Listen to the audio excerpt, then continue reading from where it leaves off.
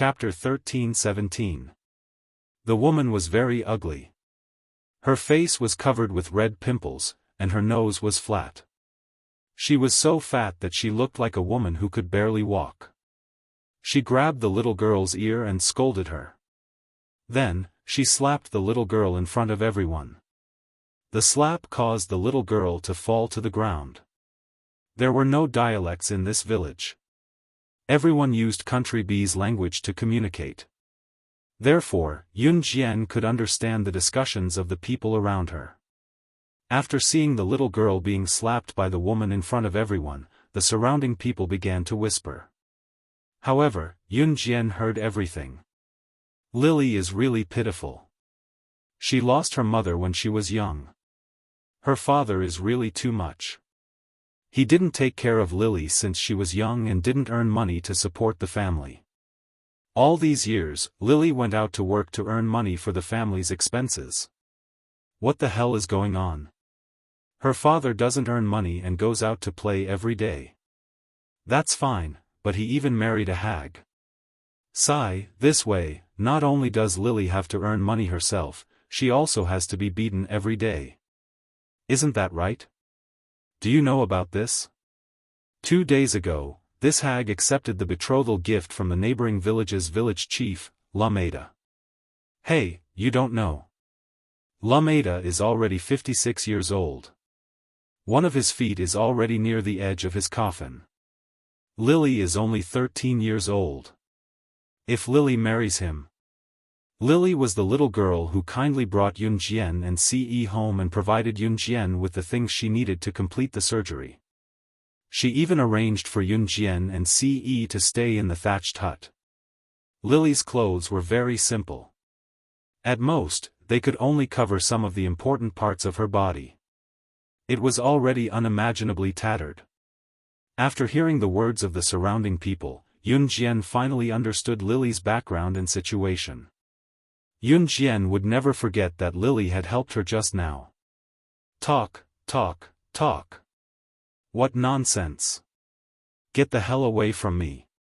Lily's stepmother, who was also known as the hag, turned her head and shouted at the crowd, cursing them with a few words of abuse. After scolding, the woman turned her head and twisted Lily's ear. Then, she turned her head to look at Yun Jian. She didn't do anything to Lily again. Instead, she said angrily to Yun Jian, "Get the hell out of my house.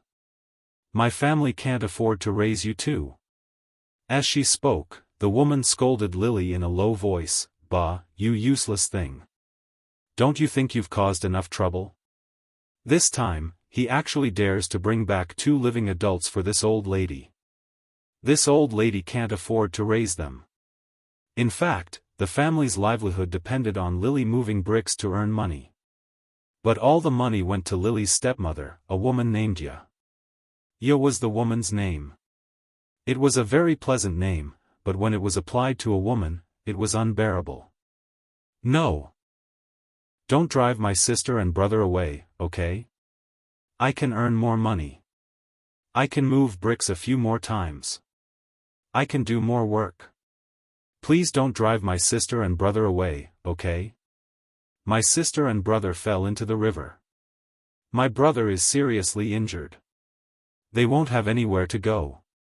When Lily heard this, she immediately knelt down and begged Ya. Lily didn't call Ya mother or mother. Lily was a very kind girl. Usually, when she saw injured animals like rabbits in the mountains, she would bring them home. When the animals recovered, she would send them back to the mountains. Lily's kindness was obvious to everyone. Ya was a very vicious woman. After hearing this, she ran to the side and pulled out a long rattan. Then, she rushed to Lily and waved her hand. "They're pitiful, but I'm pitiful too. You wretched girl, useless thing. This old lady will whip you to death." As soon as the last word was spoken, Ya waved the rattan vines and whipped Lily's body. Lily was so scared that she closed her eyes. But the rattan didn't succeed in whipping Lily. A pair of white little hands grabbed the rattan that was waving in the air. Chapter 13-18. Hearing Yun Jian's words, Ya's eyelids twitched violently. Especially when she saw Yun Jian's sharp eyes. Ya was fierce and unruly, but she had never seen such a terrifying murderous intent in a little girl's eyes. Those eyes stared at her as if she wanted to kill her. After all, Ya was just a little woman in Country B. She was shocked by Yun Jian's stare, but then she pretended that she was not scared by Yun Jian. After Ya cleared her throat, she scolded Yun Jian back. Why should I let go just because you asked me to? Who do you think you are? You used my knife, water, and towel, and you think you're in the right? Oh God, how can there be such a shameless person in this world? Ya began to wail loudly in a mournful voice. However, she saw that Yun Jian had already pulled out the rattan. She waved it gently, and the rattan was directly caught by Yun Jian. Then, she whipped Ya hard. Ya fell to the ground after being whipped by the rattan. She took a few deep breaths. After being whipped to the ground, Ya actually did not feel any pain, but she began to shout loudly again. Oh God! You hit me! You killed me! My good intentions are not rewarded. If you say another word, I'll kill you right now. Yun Jian's words directly interrupted Ya's crying. However, Yun Jian threw away the rattan. She directly took out a dagger from her trouser pocket, then pulled the dagger out of the scabbard and threw it at Ya. Yun Jian did not use the butterfly knife because she did not need to use it to deal with this kind of person. At that moment, the saber flew over Ya's head without missing a single bit. Ya suddenly froze in shock. She stood there in a daze. She could clearly feel the knife flying over her head. The knife flew over Ya's head and stabbed into the soil behind Ya. This unique skill shocked the group of people around. Without a doubt, Yun Jian's move just now was really amazing. However, she saw Yun Jian pull Lily aside and walk to the side. Ya was frightened by Yun Jian. She didn't dare to make another move. At this time, Yun Jian had already pulled Lily to her room. Lily told Yun Jian a lot of things. Of course, she also talked about her background and where they were. Lily lowered her head when she talked about her background. She said to Yun Jian, "My stepmother will sell me to someone else in a few days, but I already have someone I like." Lily said that the person she liked was also very poor. They had met when they were carrying bricks together. The boy she liked was 15 years old this year. He had gone to school before, so he knew a little English. Lily wanted to go to school, but she had no money. Therefore, when Lily knew English, she secretly learned it from the boy. Yun Jian asked Lily some questions and listened to Lily talk about her background. She closed her eyes and made up her mind. Yun Jian slept with Ce. The next day, Yun Jian was disturbed by a commotion outside the door. When she walked out, she saw 3 or 4 men trying to drag Lily away.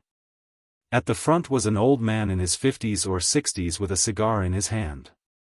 He was old enough to be Lily's grandfather. This old man was the village chief of the neighboring village, Lameda. In this poor place, his family was very rich. Bah, useless thing. I really can't tolerate you for a day. Hurry up and leave. It's lucky for you to be able to follow village chief Lameda. Ya cursed at Lily. It was Ya who called village chief Lameda and asked him to take Lily away quickly. Village chief Lameda had already taken a fancy to Lily. At this moment, he couldn't wait to press Lily under his body and beg for pleasure. Therefore, when he heard that Ya wanted to take Lily away, he came over early in the morning. Yun Jian saw village chief Lameda calling for people to drag Lily away. Seeing this scene, Yun Jian's eyes darkened again. Just as the 3 to 4 men were about to put Lily into a sack and forcefully take her away, a sharp female voice sounded. Her voice carried an irresistible majesty. Chapter 13:19. Yun Jian's frivolous voice carried a trace of dignity that couldn't be underestimated. Even the few men standing in front of her trembled when they heard Yun Jian's words, but they quickly reacted. Who the hell is this? Lambada was originally smoking a cigar when he suddenly heard a female voice that he had never heard before. He was immediately stunned and turned to look at Yunjian. Lily was already half stuffed into the sack.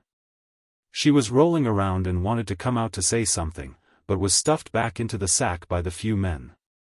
Because her mouth was covered with black tape, she could only make muffled cries for help. Lambada was already impatient to make a move on Lily. Now that he suddenly heard Yunjian's voice, he immediately looked over with a hateful expression. It's the people that my family brought back.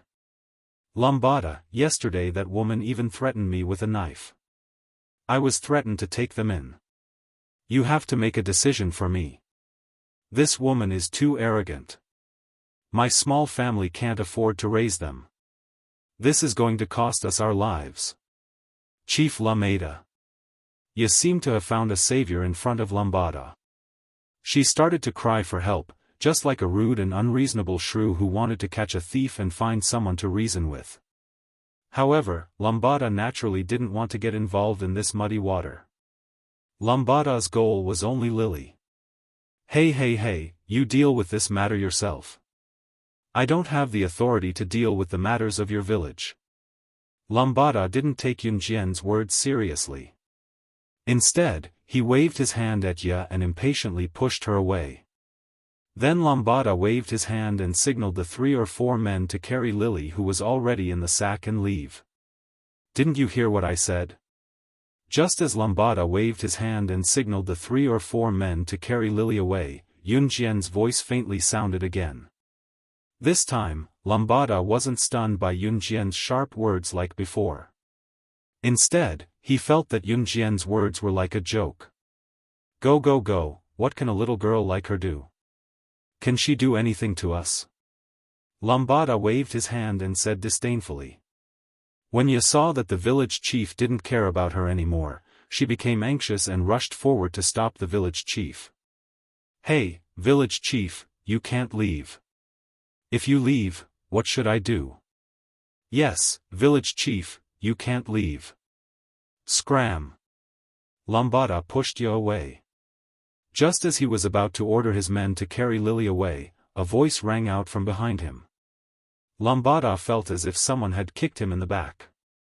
Then Lambada very clearly felt that he was kicked to the ground. After Lambada was kicked to the ground, he caught a glimpse of a black shadow passing by him at the speed of light and going straight for his 3 or 4 men. Bang, bang, bang. The sound of 3 bodies falling to the ground could be heard. In the next second, the 3 men brought by Lambada were kicked to the ground by Yunjian. Lambada reacted at this time and wanted to stand up. At this time, Yunjian stretched out her leg and stepped on Lambada's back. Her cold voice sounded at the same time. I'll give you the money for Lily. Also, you better disappear from my sight immediately. Otherwise, I'll call Pierre over tomorrow and we'll have a good discussion. Yunjian's words made Ya and Lambada straighten their backs. Pierre, wasn't he the president of Country B? Chapter 13:20. As luck would have it, she did know Country B's president, Pierre. Looking at Ya and Lambada's shocked faces, Yunjian was extremely calm. You know, Mr. President? Not only was Ya shocked, even Lambada, who was being stepped on by Yunjian, trembled and asked Yunjian in a horrified voice. Lambada was the head of a village after all, and Ya was just an ordinary woman from the countryside. Ya's shock was definitely greater than that of village chief Lameda. Looking at their shocked expressions, Yunjian crossed her arms in front of her chest and stepped on Lambada's back with 1 foot. He's just a loser, Yunjian said without exaggeration. Back then, Yunjian had received a mission to kill the ministers under Country B's president, Pierre. At that time, Pierre had just become the president and needed the support of his ministers to strengthen his position. Yunjian killed the ministers under Country B's president one after another, which almost drove Pierre to the brink of despair. Pierre was considered a capable person. After searching for a long time, he finally found Yunjian. Then, he offered her a lot of money and begged Yunjian not to kill his men. It was not an exaggeration to say that he knelt and begged her. That was because Country B could not find Yunjian even if they mobilized all their military forces, let alone kill Yunjian. Pierre did that because he was at his wits' end. Yunjian had already completed the mission and planned to stop. However, Pierre had given her so many priceless treasures. How could she not accept them? Who could say no to money? Later on, Yunjian accidentally heard from others that Country B's president, Pierre, was afraid that she would suffer from sequelae. There was once when someone mentioned the name, Slaying God, in front of Pierre. He was so frightened that he rolled off the dining table in a sorry state. After hearing Yunjian's words, Lambada and the rest did not think that Yunjian was joking at all. After all, everyone had seen Yunjian's ability earlier. How could an ordinary little girl be so powerful? If it was an ordinary girl, with the actions of Lambada village chief just now, she would have been scared to the point of crying for her parents. Cough cough. The village chief had no choice but to look at Yunjian again. After staring at Yunjian for 2 seconds, he said to Yunjian weakly, Do you really know the president? Regardless of whether it was the village chief or Ya, the identity of the president was a figure that they would never see in their entire lives. Therefore, when they found out that Yunjian knew the president, regardless of whether this matter was true or not, the attitude of the village chief and Ya towards Yunjian would be greatly reversed. Yunjian had already lifted her foot from Lambada's back. At this moment, she was standing coldly to the side. But you are just the president of B country. Do I need to talk nonsense? Yunjian said softly. The village chief's eyes immediately turned. He quickly ran over and kicked the 3 or 4 men who put Lily into the big sack, and then roared in a low voice, Hurry up and let go. Let go. The 3 or 4 men were shocked, but they quickly pulled Lily out of the sack, and then untied the black tape on her mouth. Lily took a few breaths loudly, but there was no trace of fear on her face. At this time, Lily's stepmother, Ya, also ran to Yunjian. She changed her previous shrewish look, and now she even flattered Yunjian. It was my fault before, I deserve to be beaten. I deserve to be beaten. Don't hold a grudge. I have a sharp tongue but a tofu heart, Yunjian didn't listen to what Ya said. She took a step back, and then said to Ya, I'm not interested in your business. We will stay here for 2 days, and all the money used will be paid back double. Chapter 1321. She was determined to get involved in Lily's affairs. Lily had helped her before, and Yunjian had always been a vengeful person. Moreover, it was just a small matter to her, but to Lily, it was a major event in her life. Yunjian lowered her eyes at the thought of this. Ya was still standing in front of Yunjian. When she saw Yunjian's lowered eyes, she felt a little afraid. It didn't matter if Yunjian really knew the president of Country B. If this matter was true, she wouldn't be able to compensate for it even if she had 100 heads. Yunjian turned around and was about to enter the house, but she paused for a moment before turning to look at Ya. Her red lips curled up slightly, and her smile was a little strange. I hope I never have the chance to see that scene again. Otherwise, I'll catch that old man Pierre tomorrow and have a good talk with you. After saying this, Yunjian knew that her words were fatal to village chief Lambada and Ya. In other words, they were all afraid that she would really invite the president of Country B here. Therefore, Lily wouldn't be in danger for the time being.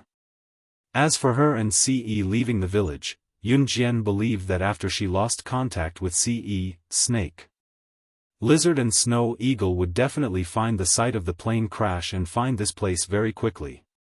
That was why Yunjian said that she would stay here for about 2 more days. After Yunjian entered the house, she closed the door. When village chief Lambada saw this, not only did he not stop her, he even heaved a huge sigh of relief. Then, village chief Lambada led his men and fled without even asking Ya for the money for the betrothal gift. Lily also heaved a huge sigh of relief, and Ya didn't dare to make things difficult for her. After Yun Jian entered the house, she saw Ce sitting at the head of the bed and watching her enter the house.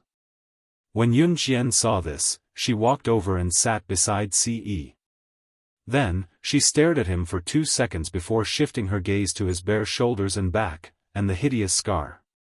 She pursed her red lips and asked softly, "Does it still hurt?"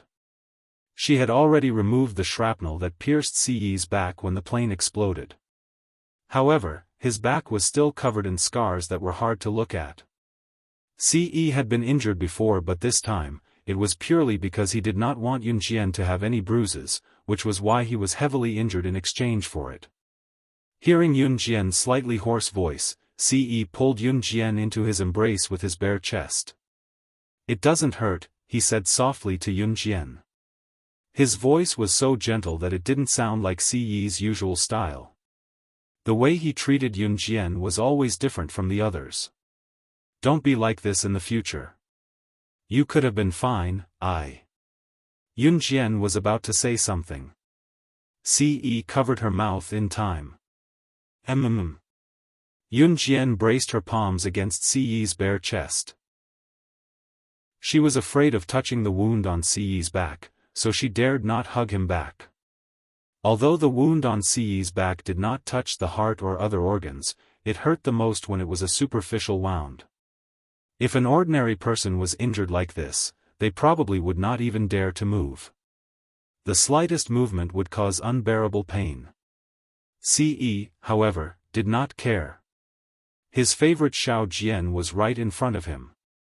How could he hold himself back? That would be. Ce kissed Yun Jian's lips.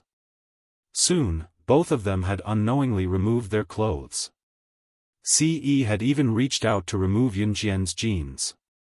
Just as he removed Yun Jian's jeans, Ce saw that Yun Jian's panties were stained with blood.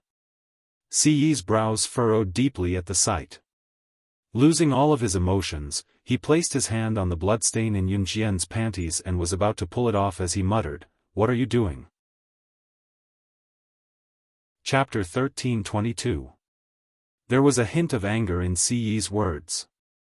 It was the kind of anger that came from discovering that Yun Jian was injured, but she did not tell him right away. Looking at Yun Jian's underwear, it was covered in blood. Just by looking at it, Ce could tell that the depth of the wound was probably deeper than his. She did not even say anything. Ce reached out to tug at her, wound angrily. Yun Jian, who had not realized what was going on just now, suddenly snapped back to reality. Yun Jian had never had a sense of timing when relatives visited. She had been on her period ever since she took over this body. In her previous life, Yun Jian did not have a sense of timing when relatives visited either. Most of the time, it came when she was on a mission.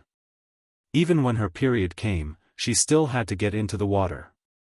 Even if she had to fight a bloody battle, she had to complete her mission. In this regard, Yun Jian had taken good care of herself after her rebirth. In spite of it, Yun Jian had never had a sense of timing when relatives visited. It was always Qin Yiru who helped her prepare the things she needed to change into. This time, Yun Jian was completely unprepared. She didn't even realize that her period had come at this time. What was even more awkward was that she did not bring sanitary pads with her. "Don't. It's not an injury." Yun Jian pressed Ce's hand at once. In spite of it, her cheeks were flushed red, making Yun Jian look even more embarrassed. "There's so much blood, It's not an injury?" Ce asked, raising his voice. Ce's brows were tightly knitted as he looked at Yun Jian with worry written all over his face. Ce had always been a man of action.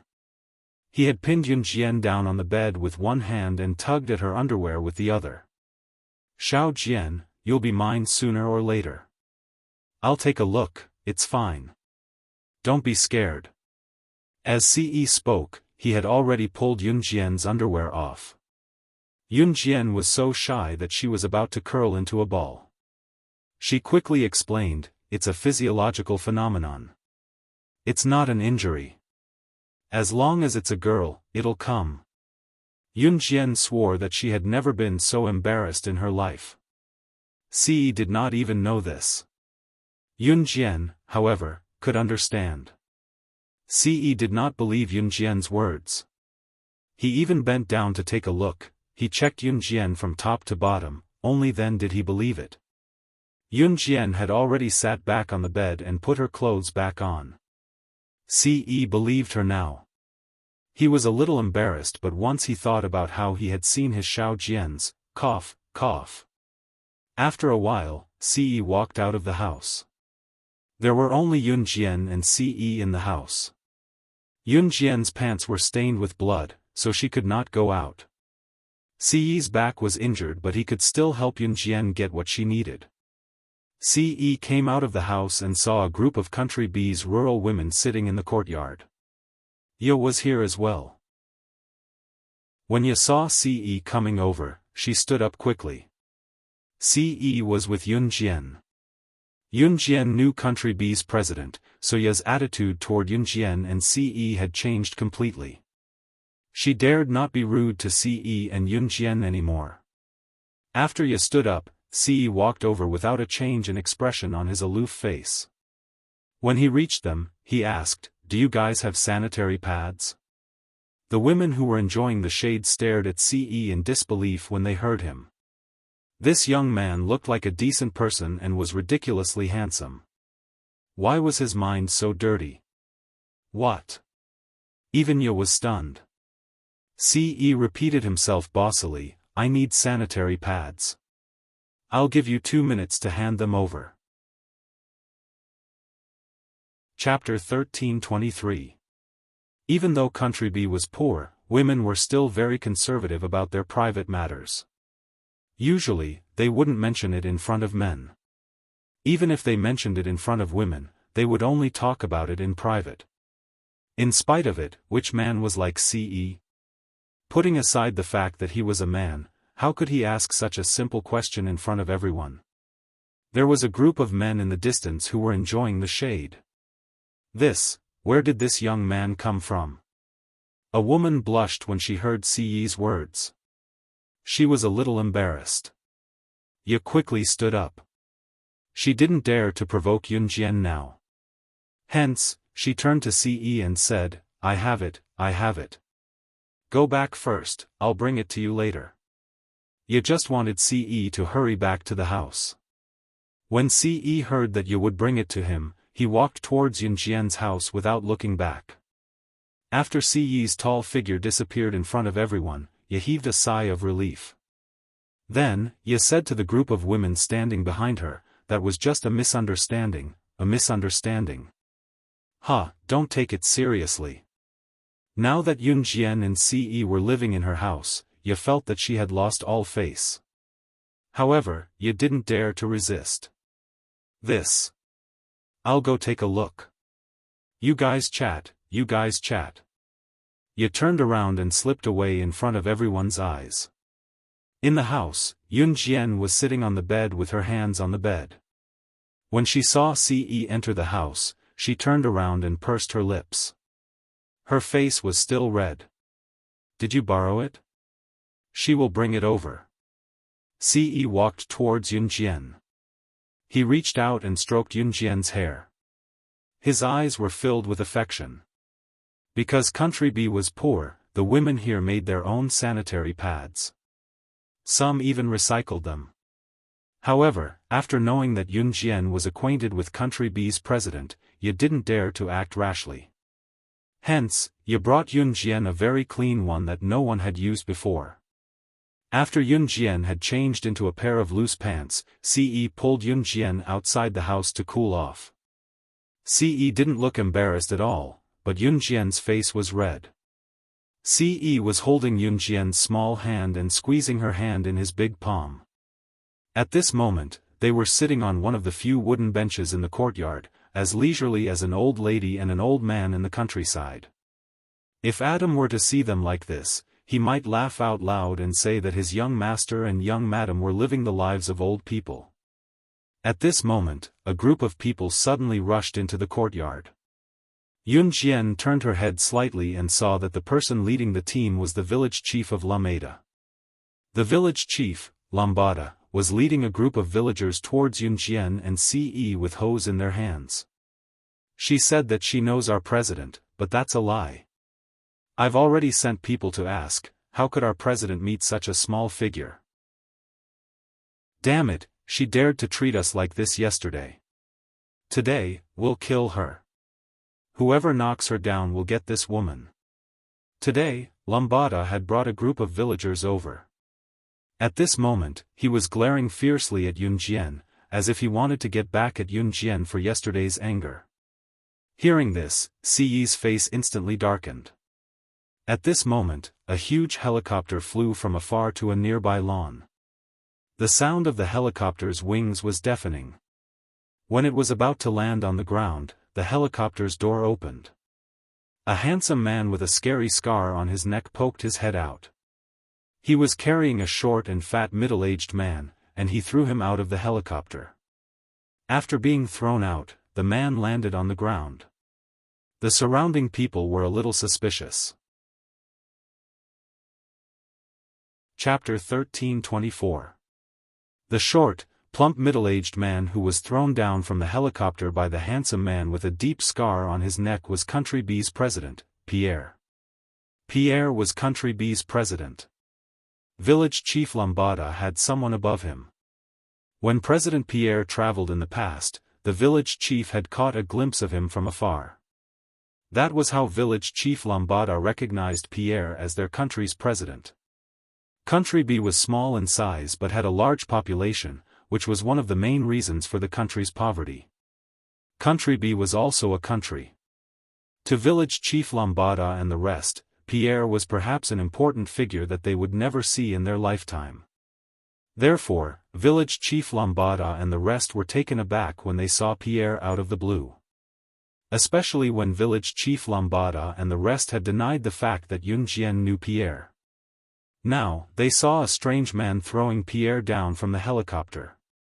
Seeing this, Mayor Lameda and the rest of the villagers could not help wondering if the man with the scar on his neck who had thrown Pierre off the helicopter was in cahoots with Yun Jian.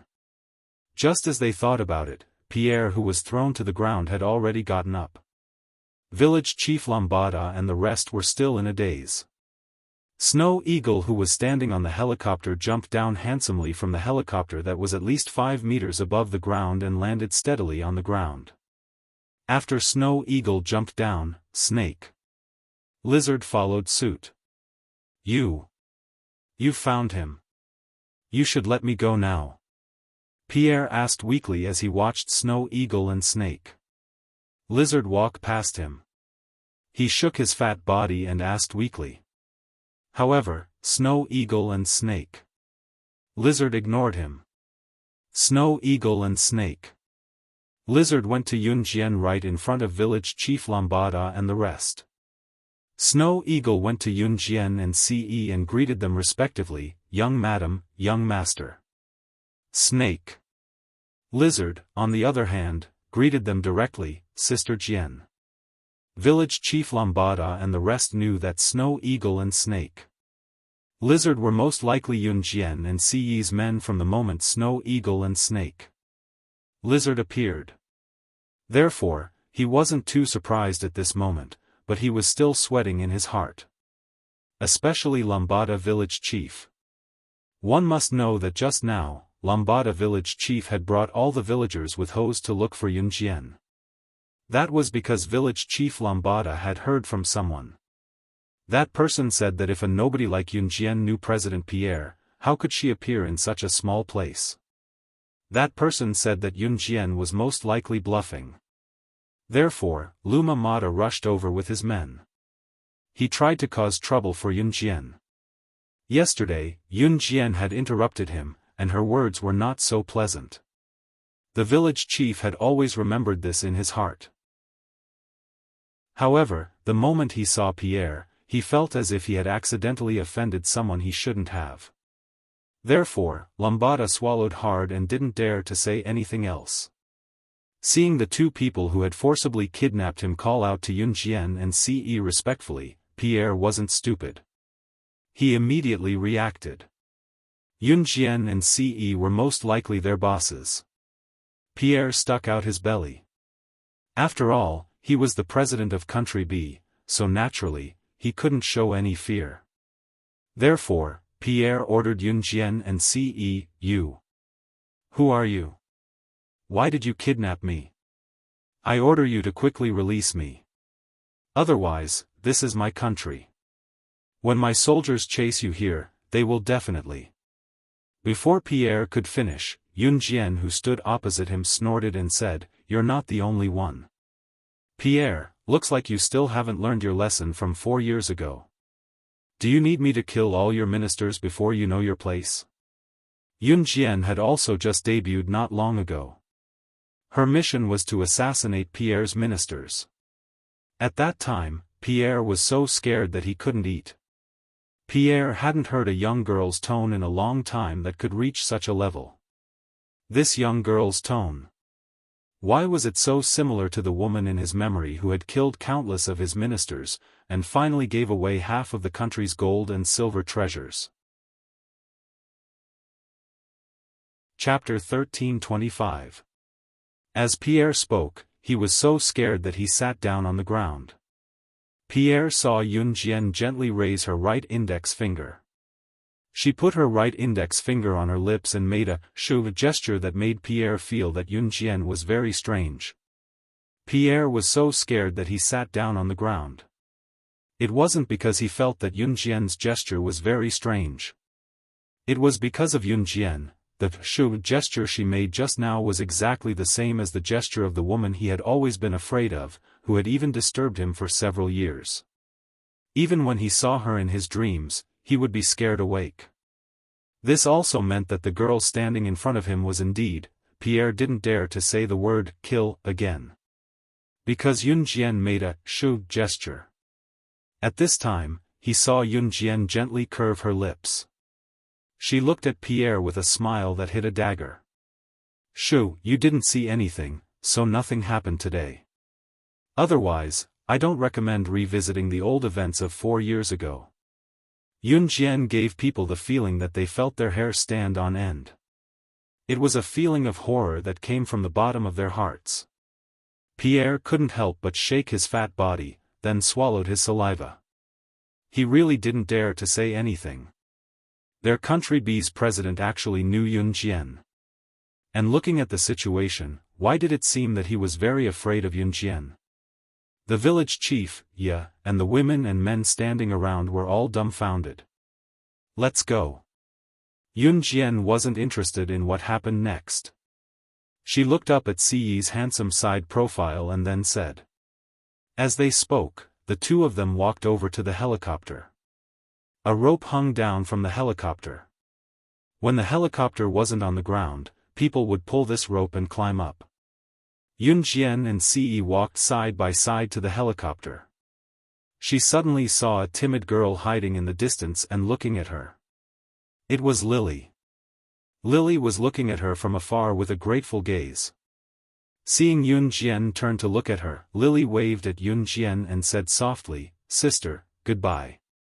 Yunjian raised her eyebrows. She turned to look at Pierre and then pointed at Lily. "Pierre, I like this little girl very much. I've already acknowledged her as my little sister. If I hear any dissatisfaction from her the next time I come to Country B, I believe that with my ability, it won't be a problem to bomb Country B easily. It would be easy for the Kosha mercenaries to bomb Country B." Pierre was so scared that he quickly knelt down and kowtowed to Yunjian.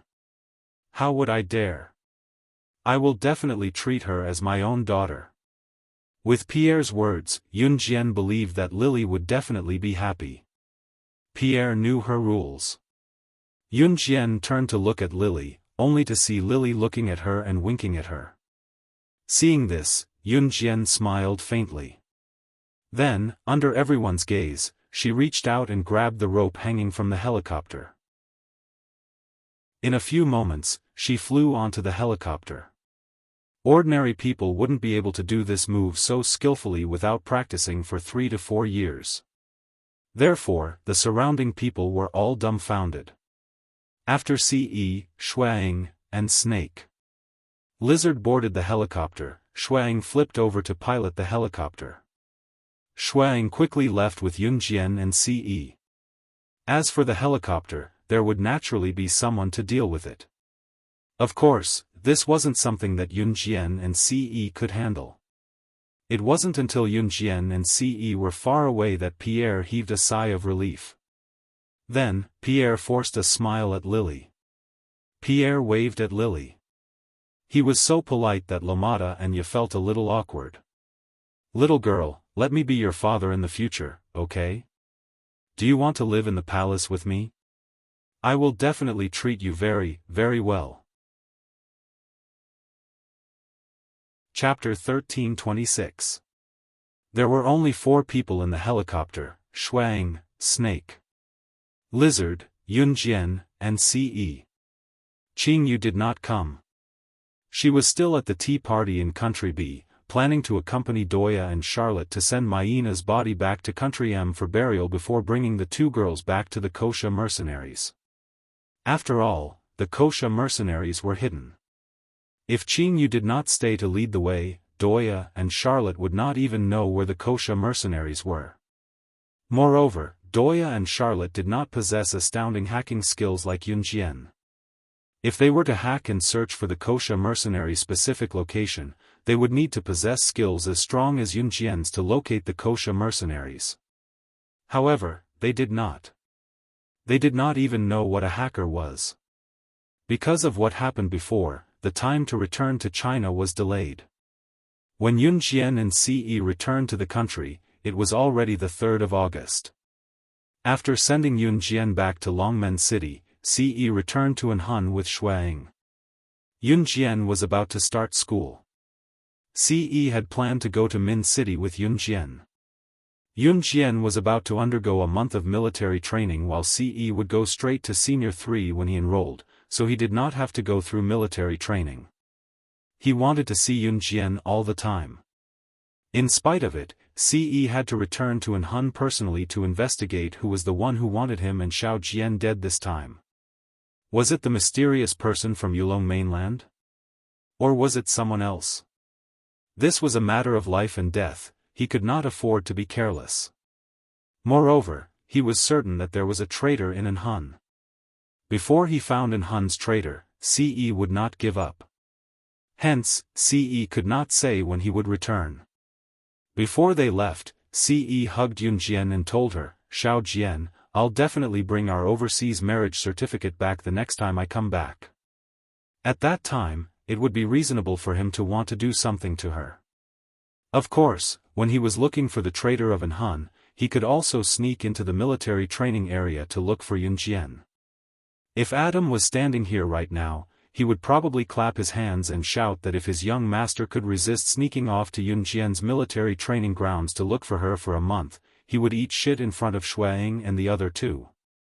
If Adam was here and Ce heard his inner monologue, Ce would probably slap sh*t on Adam's head. After Ce left, Yunjian prepared to officially report to the Min City Military Academy. "Xiao Jian, you have to take good care of your body when you go to school. You have to adjust your nutrition. Vegetarian and meat dishes have to be balanced. Don't be picky and eat everything. Girls your age, don't learn from others and try to lose weight. Let me tell you, Xiao Jian isn't fat. Don't lose weight like other girls. You have to eat your fill. Look at how skinny you are." Since Yunjian was going to school, Qin Yiru pulled Yunjian to sit on the sofa. Qin Yiru arranged a suitcase of clothes, placing them neatly into the suitcase and nagging at Yunjian. Yunjian finally lost the ability to listen to Qin Yiru's nagging. Although she had already taken Qin Yiru as her beloved mother now, she had no choice but to accept her as her beloved mother. "I know, Mom," Yunjian rubbed her forehead and interrupted Qin Yiru. Okay, I won't say more then. We have to get ready to leave now." "Oh right, Xiao Jian, did you bring enough change? Do you want me to get you some? You're taking the bus to Min City today and you'll have to take the bus back. I'll get you some change. Wait for me, I'll get it for you. Chapter 13:27. Qin Yiru was very naggy now, but she was not to be blamed. Anyone who saw their children about to leave them and enter high school, which also meant that their daughter was about to leave them and go to another city, would become like this. To Qin Yiru, no matter how extraordinary Yun Jian's performance was previously, she was just her daughter in Qin Yiru's heart. She was just an ordinary girl. Yun Jian did not want to listen to Qin Yiru's nagging, but she felt warmth in her heart. Being able to enjoy a mother's love was a luxury to her in her previous life. It was because she no longer had a mother. Yun Jian felt that her rebirth was not in vain now that she was reborn and had a wonderful mother like Qin Yiru. She was even glad that she could be reborn because of the sandalwood box. Coming. I've brought the change. Qin Yiru was afraid that Yun Jian would not wait for her and leave first, so she hurried down the stairs and stuffed a handful of change into Yun Jian's hand. Xiao Jian, take this. You have to come home often when you're free in the military academy. Qin Yiru said as she helped Yun Jian lift the bulky suitcase and headed out. Yun Jian carried a small, black, flashy backpack on one shoulder. There were no books in it, only a black pen, a butterfly knife, a bunch of razor blades, and 2 daggers. This butterfly knife was not the one made from the god-slaying blade. Yun Jian had hidden the butterfly saber made from deicide blade with her. Unless she took it out herself, no one would be able to retrieve it from her. Moreover, Yun Jian usually carried 2 butterfly knives with her now. One was made from Godslayer blade while the other was just a regular open-edged butterfly knife bought from a vendor. Yun Jian hid the butterfly knife made from Godslayer blade on her at all times and would not dirty it when she did not need it. As for the other regular butterfly knife, Yun Jian would throw it away and change it at any time if she dirted it. Carrying the small backpack on one shoulder, no one would have imagined that Yun Jian was such a sweet-looking girl with a hint of beauty and a delicate face that would mesmerize any man who saw her. What was hidden in the backpack were not books but a bunch of knives of all kinds.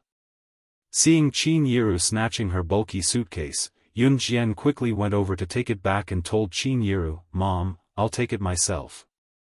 As she spoke, Yun Jian did not let Qin Yiru take the suitcase from her. "Hey, child, Mom isn't old yet." Qin Yiru called out in relief. Qin Yiru sent Yun Jian to the bus station personally and watched the bus leave slowly.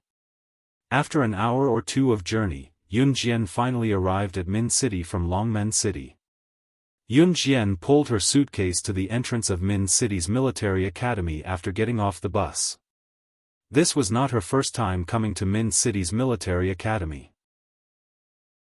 However, due to Yun Jian's antics last time, her Year 1 and Year 2 classmates had already been promoted to Year 2 and Year 3. Year 3 students had already graduated. Moreover, this was the military training period, which meant that Yun Jian would not see any familiar faces. Chu Ning and the other 5 were still on summer break. Only the new Year 1 students would rush to school to participate in the month-long military training. Even the instructors who were fighting to have Yun Jian join their team would not appear during this month. As the school attached great importance to this military training, they had sent national senior instructors to train the new batch of students. Yun Jian's lips curled up at the thought. She was looking forward to the senior instructors' training. Her new life would begin here as well. Chapter 13:28. The school was still the same as the last time Yun Jian came. The ground was very clean, but because a month of summer vacation had passed, there were a lot of fallen leaves on the ground. This also fully proved that the school was very environmentally friendly and green. There were fallen leaves, which meant that there were trees. A school with trees, the students who lived here breathed in the freshest air. Yun Jian stepped on the hot summer day, not afraid of being exposed to the sun. She strolled from the school gate to the school's report board. Generally, when new students entered the school, they would look for their name on the report board and see which class they were in. Yun Jian quickly found her name on the report board. At the top of her name was a big word, Grade 1 Class 2. Yun Jian narrowed her eyes. She gently slung her black shoulder bag over her shoulder. When she turned to leave, a girl suddenly rushed up from behind. The girl rushed up, and because Yun Jian turned around, she lost her balance. However, the girl still forcibly bumped into Yun Jian with the mentality that as long as she didn't get hurt, it didn't matter what others did. Or maybe it was because she was unhappy with Yun Jian standing there and wanted to fiercely push Yun Jian away. She moved closer to the report board and bumped into Yun Jian with her shoulder. If it was an ordinary person, they would probably have been hit. Yun Jian just narrowed her eyes. She didn't even turn her body. She just moved her feet slightly to the side and moved her body away from the girl's momentum. The girl didn't stop for a moment and actually bumped into a boy who was standing in front of her. He was at least 200 pounds and reeked of sweat. This boy's body reeked of sweat. The smell was so strong that the girl who tried to push Yun Jian almost vomited her breakfast. The surrounding people were all young boys and girls who were in puberty. When they saw the girl pounce on a boy, they all shouted, "Oh!" The girl quickly pushed away the boy who reeked of sweat. Then, she quickly reacted and pointed at Yun Jian and scolded her, "Why did you dodge just now? If you didn't dodge, I wouldn't have bumped into him. And I wouldn't have made a fool of myself. If I don't dodge, am I supposed to let you hit me?" Yun Jian sneered. She ignored the girl and walked straight to class 1, 2, with her shoulder bag. No matter how the girls shouted behind him, he ignored them all. After Yun Jian entered the classroom, she casually found a seat and sat down. She was surrounded by new classmates. Yun Jian did not know them, and they did not know Yun Jian either. Even the teachers and students sitting on the podium did not recognize any of them. After Yun Jian placed her shoulder bag on the seat and sat down, the girl sitting beside Yun Jian suddenly expressed her goodwill. "Hello, my name is Lin Wan. What's your name?" Seeing that someone was trying to please her, Yun Jian replied indifferently, "Yun Jian." She had always been a cold person. The girl named Lin Wan did not take offense. Instead, she smiled at Yun Jian and asked, "Yun Jian, your name is very nice. Can we be friends?" Since they were unfamiliar with this place, most girls were used to looking for friends first. Yun Jian nodded slightly. This Lin Wan was very interesting. As she spoke, she always liked to say things that could make people laugh. Soon, the girls sitting around Yun Jian were all amused by Lin Wan and laughed. Even Yun Jian could not help but smile. After talking for almost 10 minutes, Yun Jian suddenly saw a person walk in through the door. This person was the girl who scolded Yun Jian on the report board. Yun Jian lowered her eyes. Such a coincidence. Just as she was thinking this, Lin Wan had already pulled Yun Jian's hand and said, "Yun Jian, can you accompany me to the restroom?" Yun Jian agreed. Lin Wan gave her a good first impression. When the two came back from the restroom, Yun Jian suddenly saw that her small black backpack had been thrown on the ground. All kinds of knives in the backpack were exposed in front of the surrounding students.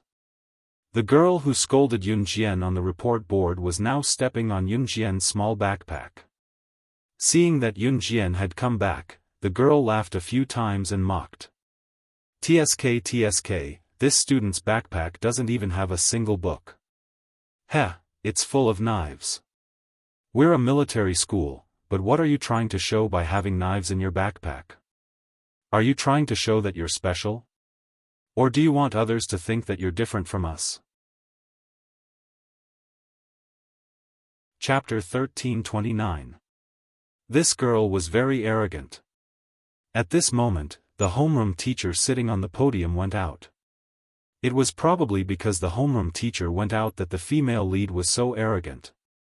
Moreover, the girl could not forget how she had bumped into a fat, sweaty boy when Yunjian dodged like that when she was in the report column. She was a clean freak. And most importantly, the scene just now was seen by many students. These students all shouted and kicked up a fuss. The girl couldn't tolerate this the most, so when she saw that Yunjian was in the same class as her, she wanted to take revenge. The students in the class didn't know each other, so they were all strangers.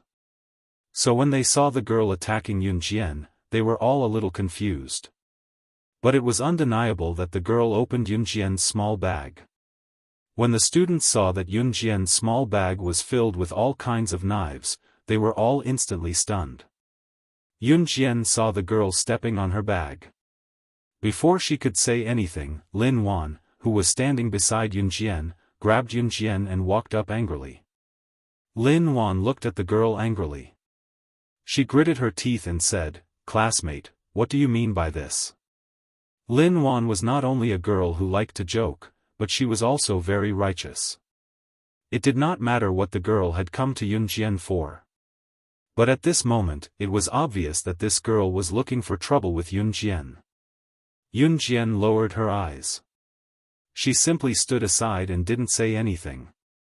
However, the scene of Lin Wan standing up for her made Yunjian's eyelids twitch slightly. "Who do you think you are? This matter has nothing to do with you. If you know what's good for you, then scram." The girl saw that Yunjian's expression didn't change at all. She was angry, but when she saw Lin Wan standing up for Yunjian, she shouted back. "Classmate, are you crazy? You're scolding people as soon as you open your mouth. Besides, you bullied my friend. How is it none of my business?" Lin Wan sneered at the girl. She walked over and pushed the girl away. Then, she picked up Yunjian's small school bag from the girl's feet. The girl was pushed by Lin Wan. Before she could react, she staggered back 2 steps and steadied herself.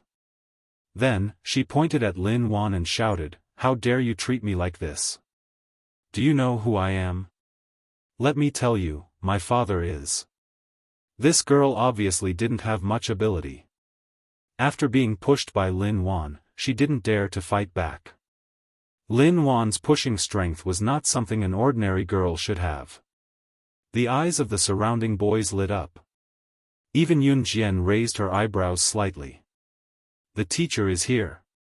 The teacher is here." At this moment, someone suddenly shouted a few times. Then, a group of people rushed back to their seats.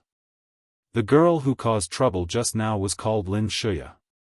Lin Shuya originally had some ability. However, after facing Lin Wan, she was frightened by the strength of Lin Wan's push. Now that she heard that the teacher was here, Lin Shuya also quickly sat back down. However, before she left, she turned her head and glared fiercely at Yunjian. It was as if she was saying, "This is not over." After Lin Wan helped Yunjian pick up the small school bag, she hid all the knives scattered on the ground back into the small school bag. Then, she pulled Yunjian's hand and went to the toilet. "Yunjian, I'll help you wash the outside of the school bag. It was quite dirty from being stepped on just now," Lin Wan said very kindly. Yunjian didn't refuse.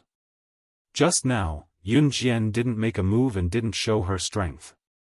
This made the students in the class think that Yunjian was really just a weak girl.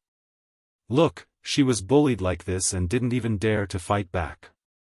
In the end, she even asked her friend to stand up for her. They didn't know that it wasn't that Yunjian didn't dare to fight back.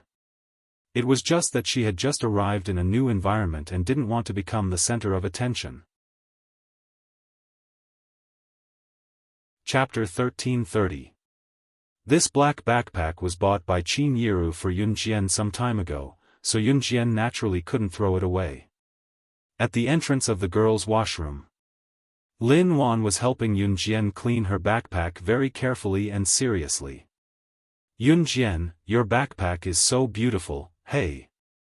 Lin Wan rushed to help Yun Jian clean her backpack. Thank you. Yun Jian thanked Lin Wan politely when she saw how serious the latter was in helping her clean her bag. It was not supposed to be her job anyway. Don't be so polite. We'll be good friends from now on. Lin Wan turned her head and gave Yun Jian a big smile, then she wiped the last stain on the black backpack. Here, take it. Lin Wan said and returned the backpack to Yun Jian. Then Lin Wan and Yun Jian returned to the classroom together. When they returned to the classroom and sat down, the homeroom teacher was already standing on the podium. Seeing that all the students were in place, the homeroom teacher cleared his throat and introduced himself. Hello everyone, my surname is Chu. I believe you can tell my gender. As for you, you can call me Teacher Chu. You've just entered high school, and I believe that most of you here are coming to military school for the first time. Our high school is different from ordinary schools. Our military school focuses on physical strength and practice. Moreover, there are more boys in the class. I've counted the girls, and there are more girls in our class than other classes. There are a total of 6 girls. Of course, this means that the boys in our class have to be good protectors. Don't let the girls in our class get bullied. Teacher Chu was a male teacher, but his words were quite humorous and witty. Standing on the podium, Mr. Chu walked back and forth, talking as he walked. After a while, all the students in the class laughed heartily. Even Yun Jian narrowed her eyes. Sure enough, military school was the most suitable place for her. Normal schools, be it junior high school, or university, were all focused on learning. Physical education classes were pitifully few in a week. The military academy was the exact opposite. Physical training was the most important.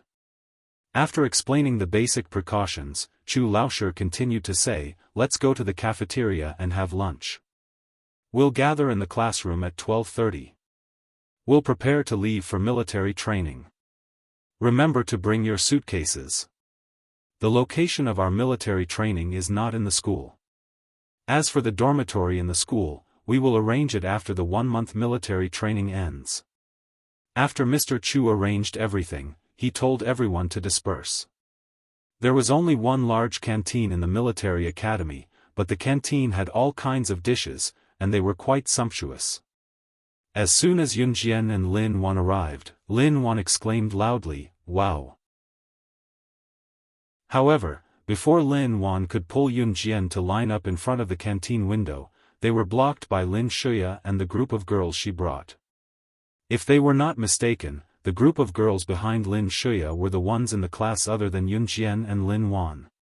She actually managed to rope in the other girls in the class so quickly. Lin Shuya pointed a finger at Yun Jian and yelled at her, "What the hell? Let me tell you, your previous behavior has already made me very angry. If you know what's good for you, quickly kneel down and apologize to me. Then I can still forgive you. Otherwise, I won't be polite to you now." Lin Shuya took the lead to stir up trouble, which made the freshmen of the other classes who passed by stop and take a second look. After all, it was not common to take the lead to stir up trouble like this. Today, they encountered a good show as soon as school started, so they had to stop and take a look. Lin Shuya put her hands on her hips and looked at Yun Jian arrogantly. The surrounding students also sized up Yun Jian. However, Yun Jian's pupils contracted fiercely, and she suddenly walked towards a certain part of the canteen. Lin Wan was just about to stand up for Yun Jian when she saw that Yun Jian had already walked towards a certain part of the canteen.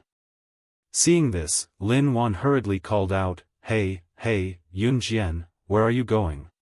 Yun Jian ignored her and walked straight to a certain corner of the canteen. Then, she came to a girl about 16 or 17 years old and reached out to grab a seemingly ordinary white stone that was strung up by a red string around the girl's neck. Yun Jian's eyes darkened, and then she turned to look at the girl. The sharp refraction in her eyes made the girl with the white stone suddenly tremble. Chapter 1331. Yunjian ignored Lin Shuya.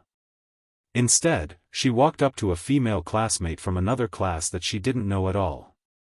She reached out and picked out the white stone hanging around the female classmate's neck, and then asked again. When Lin Shuya saw this, she thought that Yunjian deliberately wanted to make a fool of herself in front of everyone. She thought that Yunjian was deliberately ignoring her, or that she wanted to attract attention in the cafeteria.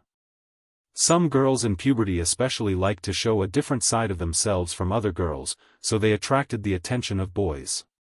Lin Shuya immediately thought that this was Yunjian's purpose, so she stood in place and smiled coldly at Yunjian in front of all the boys and girls in the cafeteria, deliberately mystifying, "What are you pretending for? Just now in the classroom, I purposely dropped your bag. What's the matter? Now you want to pretend to be very powerful?" Lin Shuya's words made the surrounding students pick up their gazes and look at Yunjian again. However, they saw that Yunjian was not affected at all. Her deep and beautiful eyes stared at the girl sitting at the cafeteria table eating. The girl was frightened by Yunjian's stare. She quickly reached out to pull the red string in Yunjian's hand. The white stone was tied to the red string. The red string was hung around the girl's neck. The girl wanted to pull the red string back, but she pulled it twice, but the red string did not move. Yunjian had no intention of returning the white stone to the girl. On the contrary, Yunjian ignored Lin Shuya, who was standing behind her and insulting her loudly. She looked at the white stone fiercely, and then repeated in a loud voice, "Stone, where did you get it?" It was not a question, but an absolute questioning tone. Yunjian had never shown such an expression in front of outsiders. But after seeing this white stone today, she slightly lost control. The reason was simple. This was just an ordinary stone, but the front of the stone was engraved with a letter that was so blurry that if one didn't look carefully, they wouldn't even be able to see what it was, my. On the back of the white stone, there were two blurry letters, SS. SS naturally referred to slaying God, who was also Yunjian herself. As for the word my, Yunjian didn't know what it meant in Chinese, but Yunjian knew that it represented the little girl Yunjian knew in Han when she was young. The little girl who hugged her every night in the cruel assassin organization, comforting her not to be afraid and telling her, "We have to be fine, we will definitely be able to go home." But in the end, the little girl did not return home. Instead, for the sake of Yunjian, the other girls in the organization worked together to cut off all her limbs and dig out her heart before she died. In the end, her corpse was fed to the wolves. The person who should have died was Yunjian. Yunjian didn't know the little girl's name. She only knew that the little girl was my and she was SS. This white stone might be nothing to others. When they were in the assassin organization, Yunjian and the little girl used a sharp stone to carve the stone stroke by stroke. The little girl said that with it, they would be able to find their way home one day. But in the end, the little girl died and the stone disappeared. But she never forgot the promise she made to the little girl. It was not that Yunjian had never looked for this white stone, but she couldn't find its whereabouts no matter how hard she searched. She didn't expect to see it here. Chapter 1332. You. Why do you have the same reaction as the girl I met just now when she saw this stone? Just as Yunjian stared at the white stone for a long time without moving her eyes away, the girl holding the white stone suddenly spoke. Originally, it was already very surprising to see this white stone here today. In this world, not everyone had the chance to be reborn. Yunjian was an accident, Xiao Yunju was a miracle. But not everyone had such a fortuitous encounter. Everyone only had one life. If they missed it, they wouldn't have a second chance. Suddenly hearing what the current owner of the white rock, the girl in front of her, said, Yunjian looked up at the girl abruptly. With a cold expression, she reached out to grab the girl's wrist and questioned, "What are you talking about? What did you say?" "It hurts. It hurts." You. Let go first. It hurts. The girl's wrist was suddenly grabbed by Yun Jian. Yun Jian didn't control her strength at this time, so the girl was almost in tears when Yun Jian grabbed her wrist. A few girls sitting next to the girl also shouted at Yun Jian, "Student, what are you doing? Can't you see that my classmate is in so much pain that she's about to cry? Let go first." Hearing this, Yun Jian let go first. The girl heaved a sigh of relief. It seemed that she was indeed hurt by Yun Jian's grab. "Sorry," Yun Jian said softly. Before the girl could react, she immediately asked, "Where is the girl you said had the same reaction as me?" The girl's unintentional words made Yun Jian's eyelids suddenly twitch. Originally, Yun Jian just wanted to ask the girl where the stone came from. But the girl's words directly made Yun Jian crazy. Yun Jian suddenly had a premonition, "It's from our school's shooting range. Just now, when we went to the school, we saw her standing there alone, shooting targets. Oh yes, her shooting skills are very accurate." Yun Jian couldn't listen to the girl's words anymore. Yun Jian turned around and ran towards the entrance of the cafeteria. Just as she ran in front of Lin Wan, Yun Jian stopped for a moment. Then she asked Lin Wan, "Do you know where the shooting range is?" "I know, but Yun Jian, why are you going to the shooting range?" Take me there." Yun Jian raised her voice. Seeing this, Lin Wan ran to the shooting range with Yun Jian. Lin Shuya and the group, who were standing in place, were stunned. In the end, Lin Shuya laughed coldly. Then, Lin Shuya took the lead to break the atmosphere. "Hee, she's pretending. Even the actors in dramas can't be compared to her, right? Let's go, let's see what kind of tricks she's up her sleeve." With Lin Shuya's organization, the people present were really a little surprised about what Yun Jian was going to do. Therefore, the group of people noisily chased in the direction Yun Jian went. Among the people who went, Yun Jian wasn't the only one from grade 1, 2. Now, there were only new grade 1 students in the school. Grade 2 and grade 3 were still on summer vacation. At this moment, most of the grade 1 students who were eating in the cafeteria followed Lin Shuya to join in the fun. Lin Shuya organized all the grade 1 students to follow Yun Jian to the shooting range. Her main purpose was to see Yun Jian make a fool of herself in public. At this moment, Lin Shuya couldn't help but think in her heart, "Hey, this time, Yun Jian wants to make a fool of herself. It has nothing to do with me." When Lin Shuya brought a group of people to the empty shooting range, she saw that Yun Jian had already walked towards the only girl standing in front of the shooting range. The girl's back gave Yun Jian a sense of familiarity. At this moment, Yun Jian already had a big smile on her face. This girl's back overlapped with the little girl who had been protecting her in the organization. Thinking of this, Yun Jian suddenly pulled out 2 daggers from her waist in front of everyone. Then, she clasped the 2 daggers in each of her palms and silently rushed towards the girl's back in front of everyone. Seeing this, the group of students who were standing far away widened their eyes in surprise. Some of them even shouted, "What?" Chapter 1333. At this moment, even Lin Shuya, who had been trying to guess what Yun Jian was thinking, was stunned. After being stunned, Lin Shuya revealed a sneer on her face. She even stretched out her hand and waved at the crowd. "I think she just wants to be in the limelight, humph." The two of them must have agreed in advance. "If you don't believe me, just wait and see." Lin Shuya suddenly thought of such an explanation, so she said it out loud. In the end, even Lin Shuya believed that Yun Jian's dash toward the only girl standing in front of the shooting target must be what was going on. This matter was most likely something that Yun Jian and the girl standing in front of the shooting target had agreed in advance. Their purpose was to be in the limelight in front of the whole school. Then, they deliberately mystified themselves and made it seem like they weren't creatures from this earth. They're really crazy. Do they think we can't see it? They directed and acted out a good show themselves. He, do they really think we're all fools?